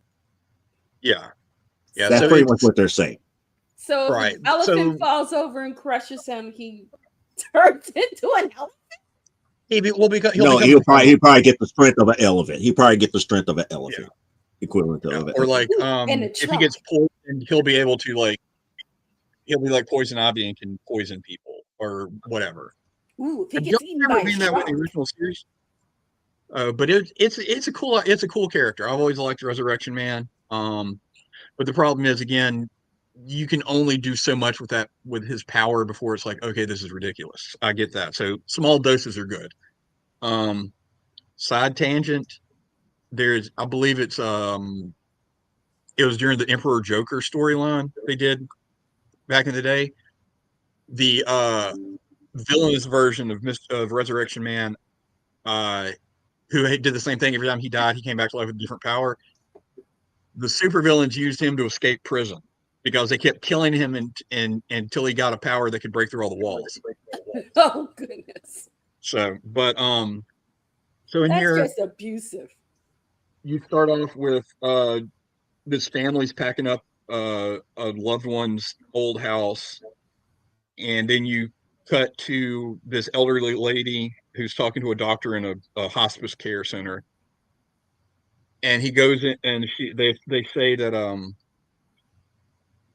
they tell her he's peaceful, lung function is still low, oxygen levels aren't great, but he's not in any distress. He has a strong desire to stay, but his body is giving out. You should speak your goodbyes to him. So you go in there, and this lady tells her elderly husband, you know, they talk about all the wonderful life they had and their kids and how much they love each other, and basically they say goodbye. And then that night, the dude gets up out of the bed and walks out into the yard, um, and dies. And of course, it's Mitch Shelley. It's the Resurrection Man. He dies and he comes back to life, back in his physical prime body. Um, but he makes a comment that this time is different because he wakes up and he has all instead of having a little bit of amnesia and only remembering the last lifetime he lived, he remembers all of his lives. Ooh. So we're going back at least far to the Stone Age here with this because he was around when Vandal Savage was. Um, and he meets another. There's another character who just shows up and who's very mysterious, and he tells him, "You're different now because how did they word it? Basically, because this time he died of old age, he died from time. When he came Okay. back to life, his power is time. Time.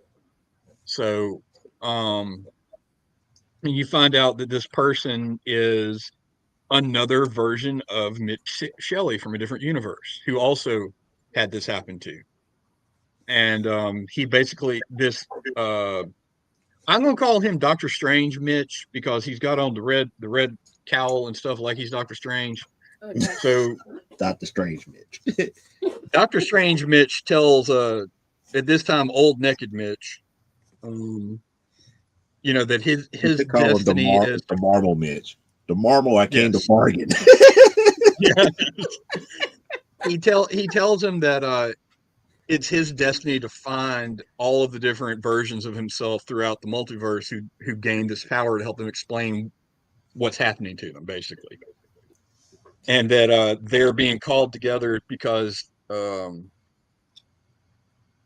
there's someone out there in the universe that's basically Galactus is coming. But they don't call him Galactus. They just say uh, he shall eat all of existence uh, that he has set his eyes on in this universe. The end of all Man. things, the last unmaking is upon us. So Ooh. this is the big bad of the series. Well, that's Galactus. Yeah. It sounds like And it. but the way they're explaining it is if this not Galactus. Well, actually, I'm going to call him Unicron because he looks like a Unicron. If you ever read where Transformers the Transformers, movie. yeah, this is Orson Welles Galactus. The Batman who. He you find out if he actually succeeds, it's not just that he destroys the universe. He actually is destroying all of time. So what the two Mitch Shelleys are talking about is if this happens, you'll never have any of your happy memories. You'll have never met, you'll have never loved, all of that. So that's where it starts, and they're talking about having to figure out what to do about this person. And then we have a flashback to 1945 in New Guinea. Um, and of course, the Resurrection Man was in World War II because he's old. Um, but this was what I found really cool. It's tied into the grander DC universe. All of the versions of him that keep dying or resurrecting in World War II don't have any superpowers Okay. because he's in the European he's in the Pacific theater. Okay, so he's doing the island. He's following Yes, MacArthur's island hop. and he says far in Berlin, Hitler holds the spear of destiny, and with it he keeps the superhumans at bay. My returns from death have persisted despite this, but I manifest no powers to speak of. Because if you ever read Roy Thomas's All-Star Squadron back in the 80s, the reason all the Justice Society never went and just ended the war in 5 minutes is because Hitler had the Spear of Destiny, and the Dragon Emperor in Japan had the Holy Grail. And if you were a superhero and you went over there, if you were a magic-based hero, you actually would switch allegiances and become part of the Axis. And if you were more of a science-based hero, you just lost your powers. Okay. So he's not he's resurrecting, but he's resurrecting with no powers because of the influence of the Spear of Destiny, But which is it's kind of a neat little throwback for someone like me who really loved All-Star Squadron and liked the continuity. But he ends up getting captured and he's in a Japanese internment camp. And you find out that the commander of this camp is a little bit on the cuckoo side. Imagine that, because if you've never heard of it, you need to look into some of the things that Japan did during World War II for their oh experiments. I've Oh seen yeah. some of the reports from Oh China dear what Lord, they did there. The things yes, that was it was horror movie level. even worse Yes. than what the Nazis did. And Mm-hmm. you Yeah. know, So I'm yeah, not going to go in it's detail because it's no. But yeah. but So this this. once you study that, you get an understanding of why there is such animosity Mm-hmm. towards Japan from Korea and China because of Yes. what happened. Yes. So, well, let's just say for you who don't know, there's a lot of bad stuff, and a lot of it revolved around the fact that they could not get the Japanese soldiers to quit putting themselves upon the women in the villages. So they Mm. had to find a way to keep them from getting STDs. So that's what these camps were for. They were trying to figure it out. That's all I'm gonna say. Um, but so yeah, this is a camp like that, and the commander of the camp has a thing for he likes to torture the captured combatants, especially the I'm trying to how they exactly worded it here, but basically he really had a thing for torturing the white soldier POWs. I don't Oh, remember okay. exactly how they worded it, but that's basically what it is. And so it Got you. becomes yes, it becomes Mitch Shelley's turn for what's going to happen, and they basically dissect him alive and feed the commander his heart and liver, and then throw his while he's still before he's completely dead. They throw him in a fire pit to burn him to death, and he dies. So, oh, lo and behold, he comes back to life. And now, because they threw him in all the fire, he comes back as the Human Torch. He's oh my goodness. Wait, so And he's wait, how can he be the Human Torch with the Spear of Destiny still being there? Well, I'm going with the idea because they talk about that. Actually, you're right. I should have brought this up. This is in 1945. And while all of this is happening, one of the soldiers comes in and tells the commander Hitler killed himself and the war in Europe is over. yeah. So this is between the fall of Berlin and the dropping of the bombs in Hiroshima and Nagasaki. Hiroshima, Nagasaki. Yeah. So the Spear of Destiny is not in play anymore because Hitler's dead. Okay.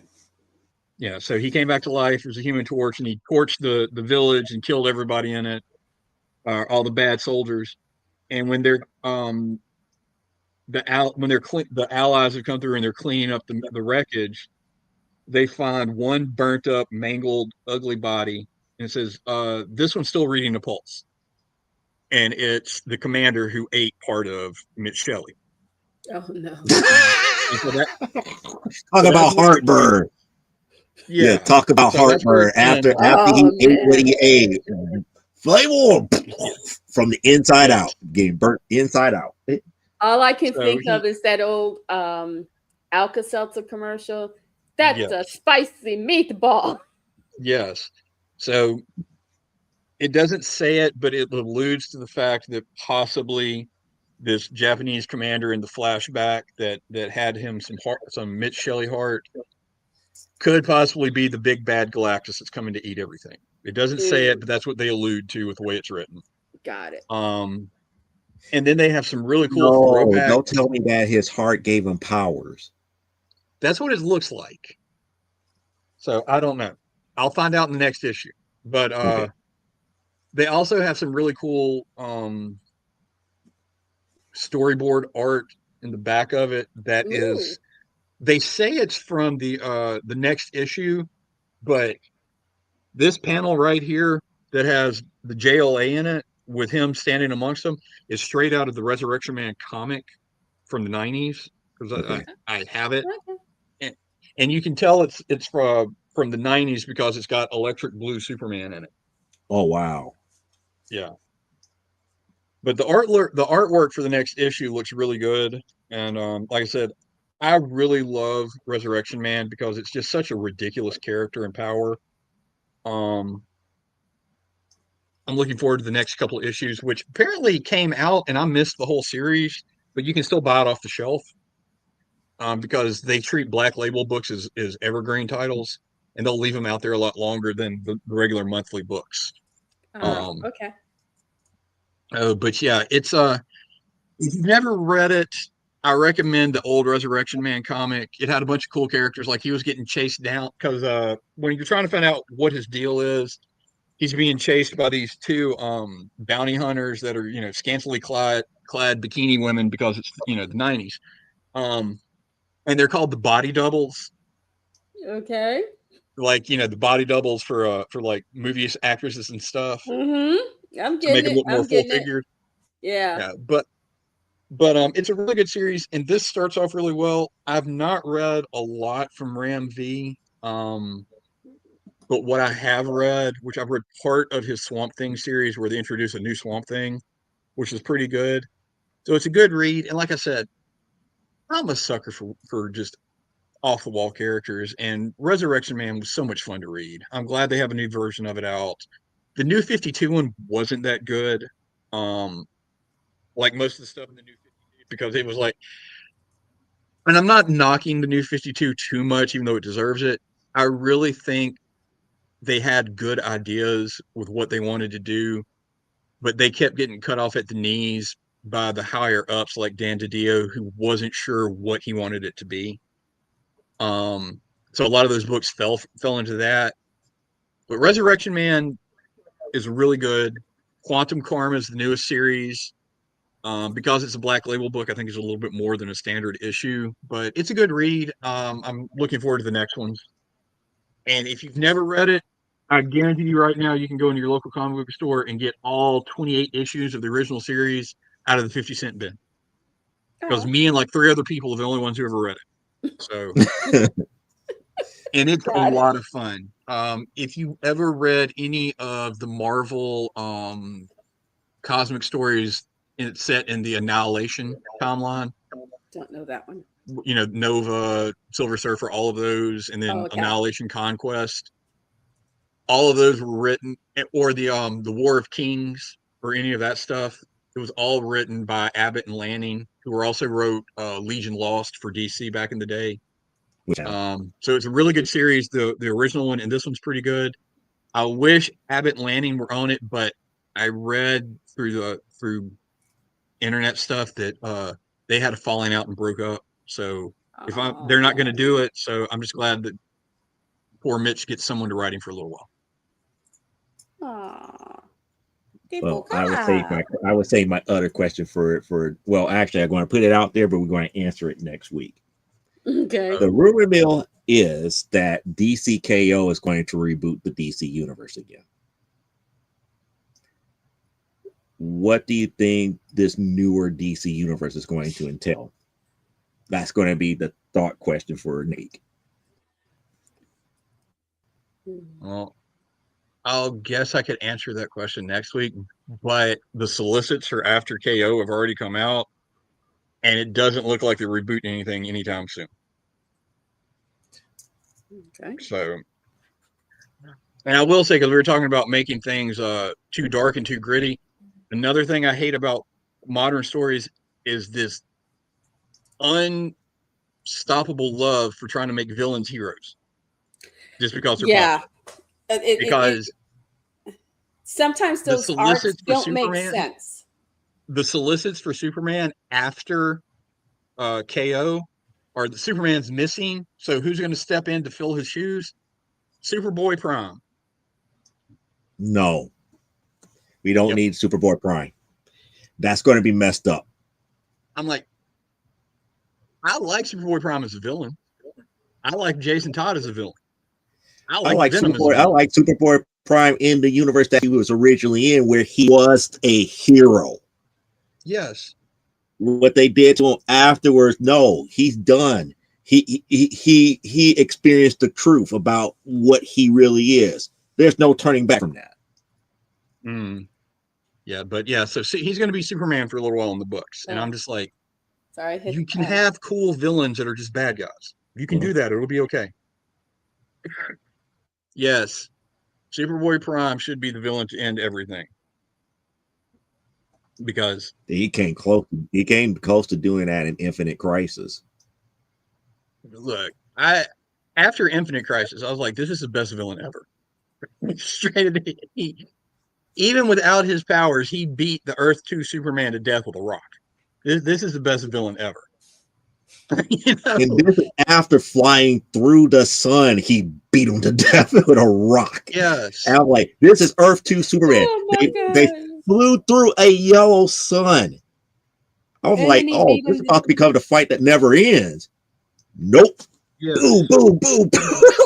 Oh my god. And all I can hear right now is Charlie Brown saying, I got a rock. You know? And before they even made it through the sun, the entire Green Lantern Corps tried to stop him by building a 300-mile thick wall of pure willpower, and he just flew through it. Dang. Made one straight little hole all the way through it. Carries Earth 2 Superman through it with him, pummeling him. It was like, Oh my god. Well, you know, that's like when they brought him back for the Sinestro Corps War. As much as I enjoyed the story, the fact that Sinestro had his own corps of ring bearers, and he had the cyborg Superman, and he had the Anti-Monitor, and Superboy Prime had rings. I'm like, there's no one is winning this fight. That's just This is no. That's just it's only a handful of people that's going to win that type of fight, but they don't want it on their hands because it's just too much. yeah. Mhm. That's You don't see the Spectre Ooh. coming out there, jumping out there. It's like, okay, we got to stop you right now. Spectre doesn't play that type of stuff. He's like, okay, fine, whatever happens, happens. I clean it up later. Yeah. So yeah, I'll answer your question next week. Oh wait, are we going to be on next week? Next This week, is the no, 17th. Is no, next because Christmas is Thursday. Okay, Yeah. so yeah, we're not on next week. We are on. Are we on the week after? Because that's That's why I'm about to pull up the calendar here. So The week no, after we is are gone New for Year's. 2. We are gone for 2 weeks because Christmas is Thursday and New Year's is the following Thursday after that. Well, see, we have 2 weeks to do our homework Joe gave us and come back with a good essay. okay. I know Yeah, what I'm going to we write can read, mine in we can read some crayon. books. No, But that's what the the rumor is. The rumor is that the DC universe is going to be rebooted. Whether it affects the main DC universe or the absolute line is still up in the air. But DCKO is going to reboot one of them. Yeah. Or destroy one of them. I can't remember what the rumor mill is as far as the accuracy. But they're making a lot of moves with new series coming out, and Scott Snyder is adamant about they're in current continuity.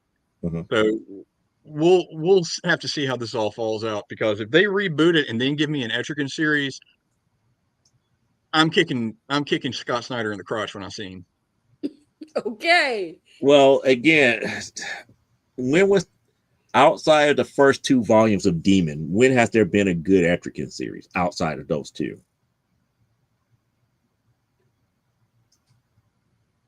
Because volume 1 and volume 2 were very good, and I think there was a third one that was like meh. Is the third one the one where you get introduced to the character Hitman in the annual? I don't remember off the top of my head. Because that one was okay.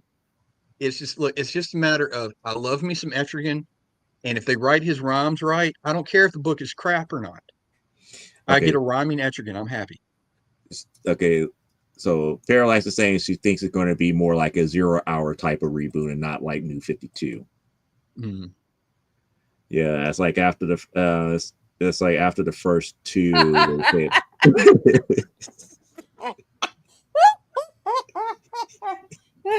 I was just wondering when you were going to get to that last part, but yeah, that was way to go, Leia. She tried to break me up into laughter. She tried to break me again. But yeah, I don't know. We'll We'll have to see. I'm really hoping it's not a full reboot if they do anything, because they're actually doing fairly well with continuity right now. I mean, not all the books are great, but everything makes sense. So I wouldn't say everything makes sense. I'm ignoring because Tom the main book that still doesn't make sense to me as a long time reader would not make sense until after he's off of the book. I'm not counting Tom King. I'm just saying that now. Yep. Because the DC universe doesn't count Tom King. Because if you ever see Wonder Woman in any other book, it's not the Tom King Wonder Woman. Exactly. So, they're not counting it either. But yeah, well, interesting. I'll have to see. They're making a lot of money with the Absolute books right now. So I don't see too much happening to it either. But the entire purpose of the Absolute series was to lead into KO. So we'll have to wait and see, I guess. And I'll give a more comprehensive answer the next time we're on, like you told me to. Okay. I mean, like I say, it's a thought experiment because I'm really digging a lot of the Absolute titles, but I would hate to see the Absolute universe go away because of KO. I would rather see the modern continuity from Dawn of DC go away more so than Absolute. Yes, this is a fair point. I read the entire new history of the DC universes, and they rebooted after I read that. We're going to have problems. I have a stupid question. Has nothing to do with this. Mm-hmm. I am currently working on, and I know I should have done this when I did the first book, but I didn't know everything then that I know now.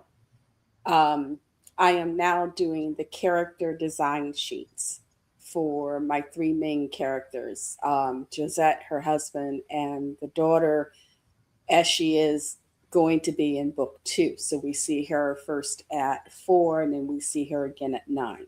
So I'm going to do 2 character sheets for that, and then a character sheet for Josette and a character sheet for her husband.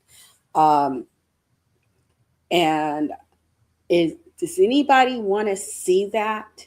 Do you guys, should I come and let Joe post those up so people can see, or does anybody care? Yes, you should. Yes, get people acclimated to those characters. Just like I should get the role playing game done, because technically in the back of that I pretty much have like a official handbook to the AWF side of things in the back of it for the role playing game. And a certain person has it, but I'm not sorry if they played it yet. I haven't played it because I haven't had people to play it with. Okay. So it's like it's like I don't have enough people to sit and just play it with. DC Chen's been developing his own game, and he was also working on his book. Oh, and I gotta ask Clyde what the word is on that comics for kids thing. Are they going to want us? That's what, February, I believe. That's like February. It's right before, and we have to talk about C2E2 because I need to start budgeting.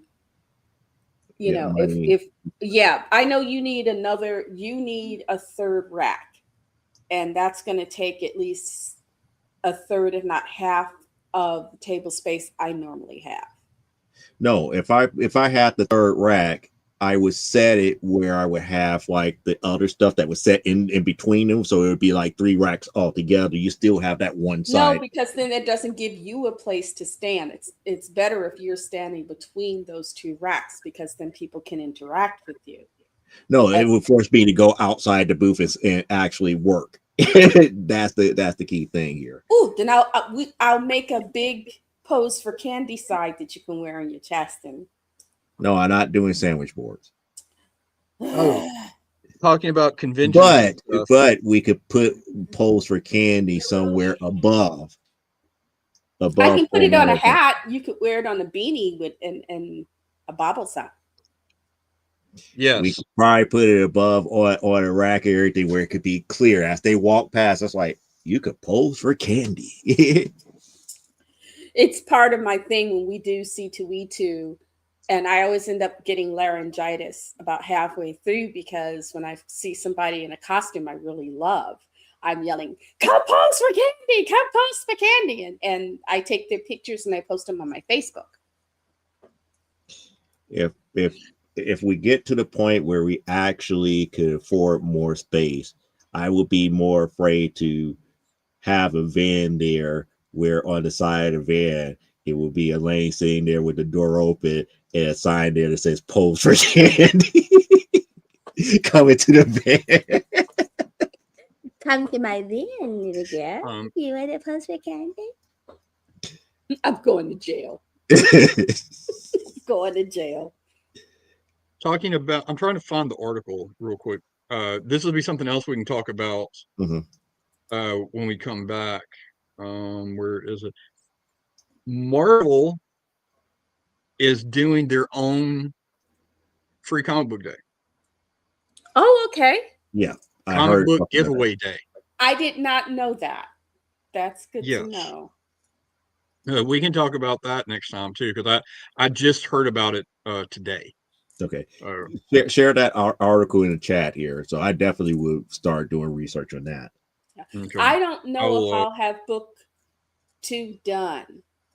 I will have copies of book 1 for C2E2 as well as copies of The Enslaved and then poster art. Um, I don't know if I'll have book 2 completed, but what I was thinking of is maybe the getting if I can get somebody to print out the first 10 little books of the first 10 pages, and Mhm. then if you buy book 1, you get it free. If you're just curious, you can pay me 50 cents and you get it, or whatever, Yeah, depending on do it how like many. an ash can. Do it like a 50 cents ash can or something like that. Just Yeah, the first 10 pages. So it'd be like yeah, first ten because I pages in an figure ash can. I can maybe get this to print that for me. And depending on how much they charge me per copy, will decide um, how much I end up having to charge for that. But like, yeah, I was thinking if it stop. Facebook is in my face.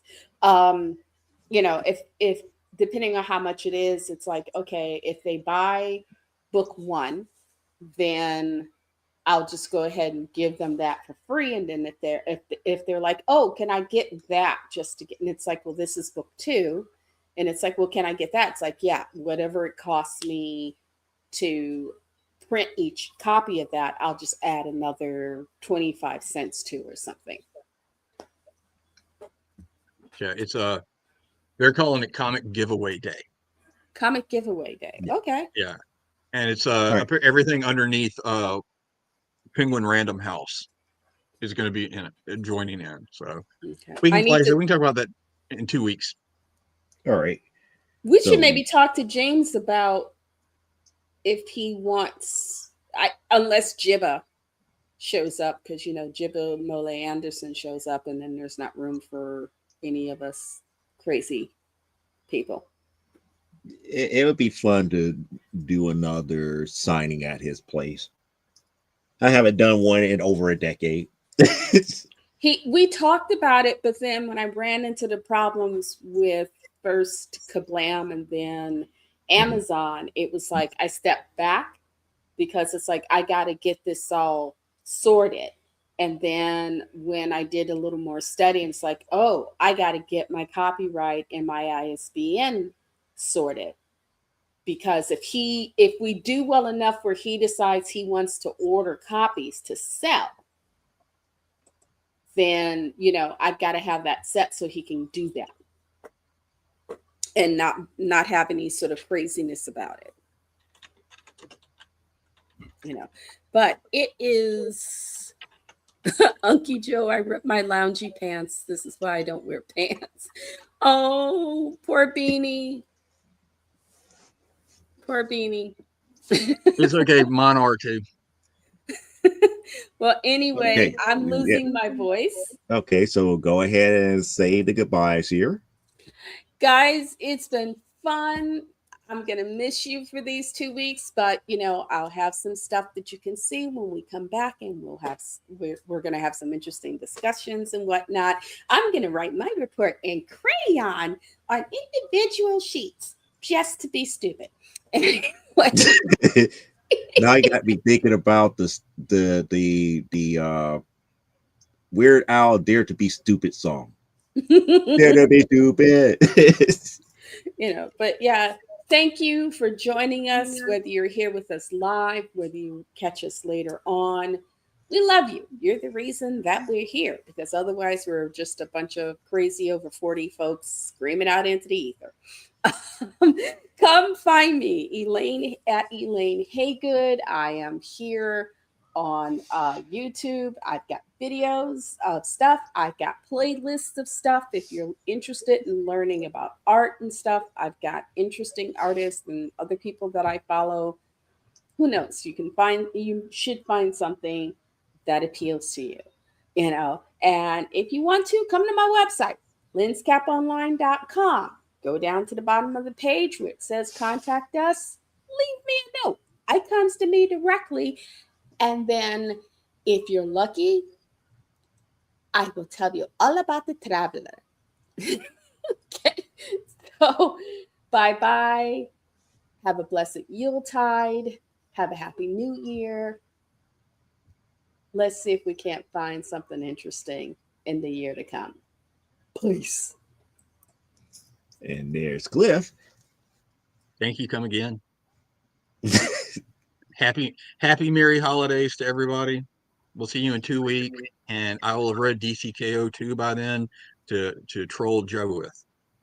Oh yeah, you gotta troll me. You gotta troll me a lot. I gotta pay some more stuff off of my pull list, and eventually I'll get more of my books. And if you're really, really bored and don't have anything to do this holiday season, come to Olive Branch, hang out with me. I'll put you to work organizing comics. New Year's resolution is to do that. So come on down, y'all. Thank you. Come again. All right. And that brings it to me, where we have to say this episode of Comic Book Spectrum is brought to you by Jeffrey Hayes and Plasma Fire Graphics. If you need that cover for your brand new novel, graphic novel, comic book, or whatever, give Jeffrey Hayes a call. Why? Because you want an award-winning artist on your cover, because that will bring people to your table asking you more about your story. If you don't believe me, take a gander at this video.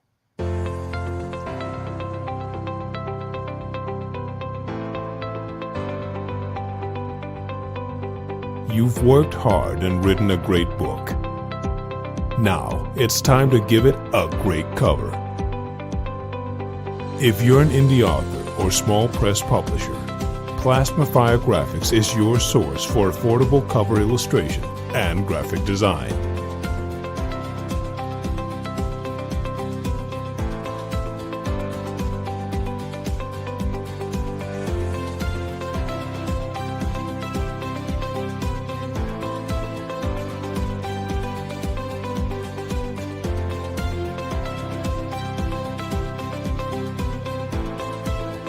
Plasma Fire Graphics, when the look of your book matters to you.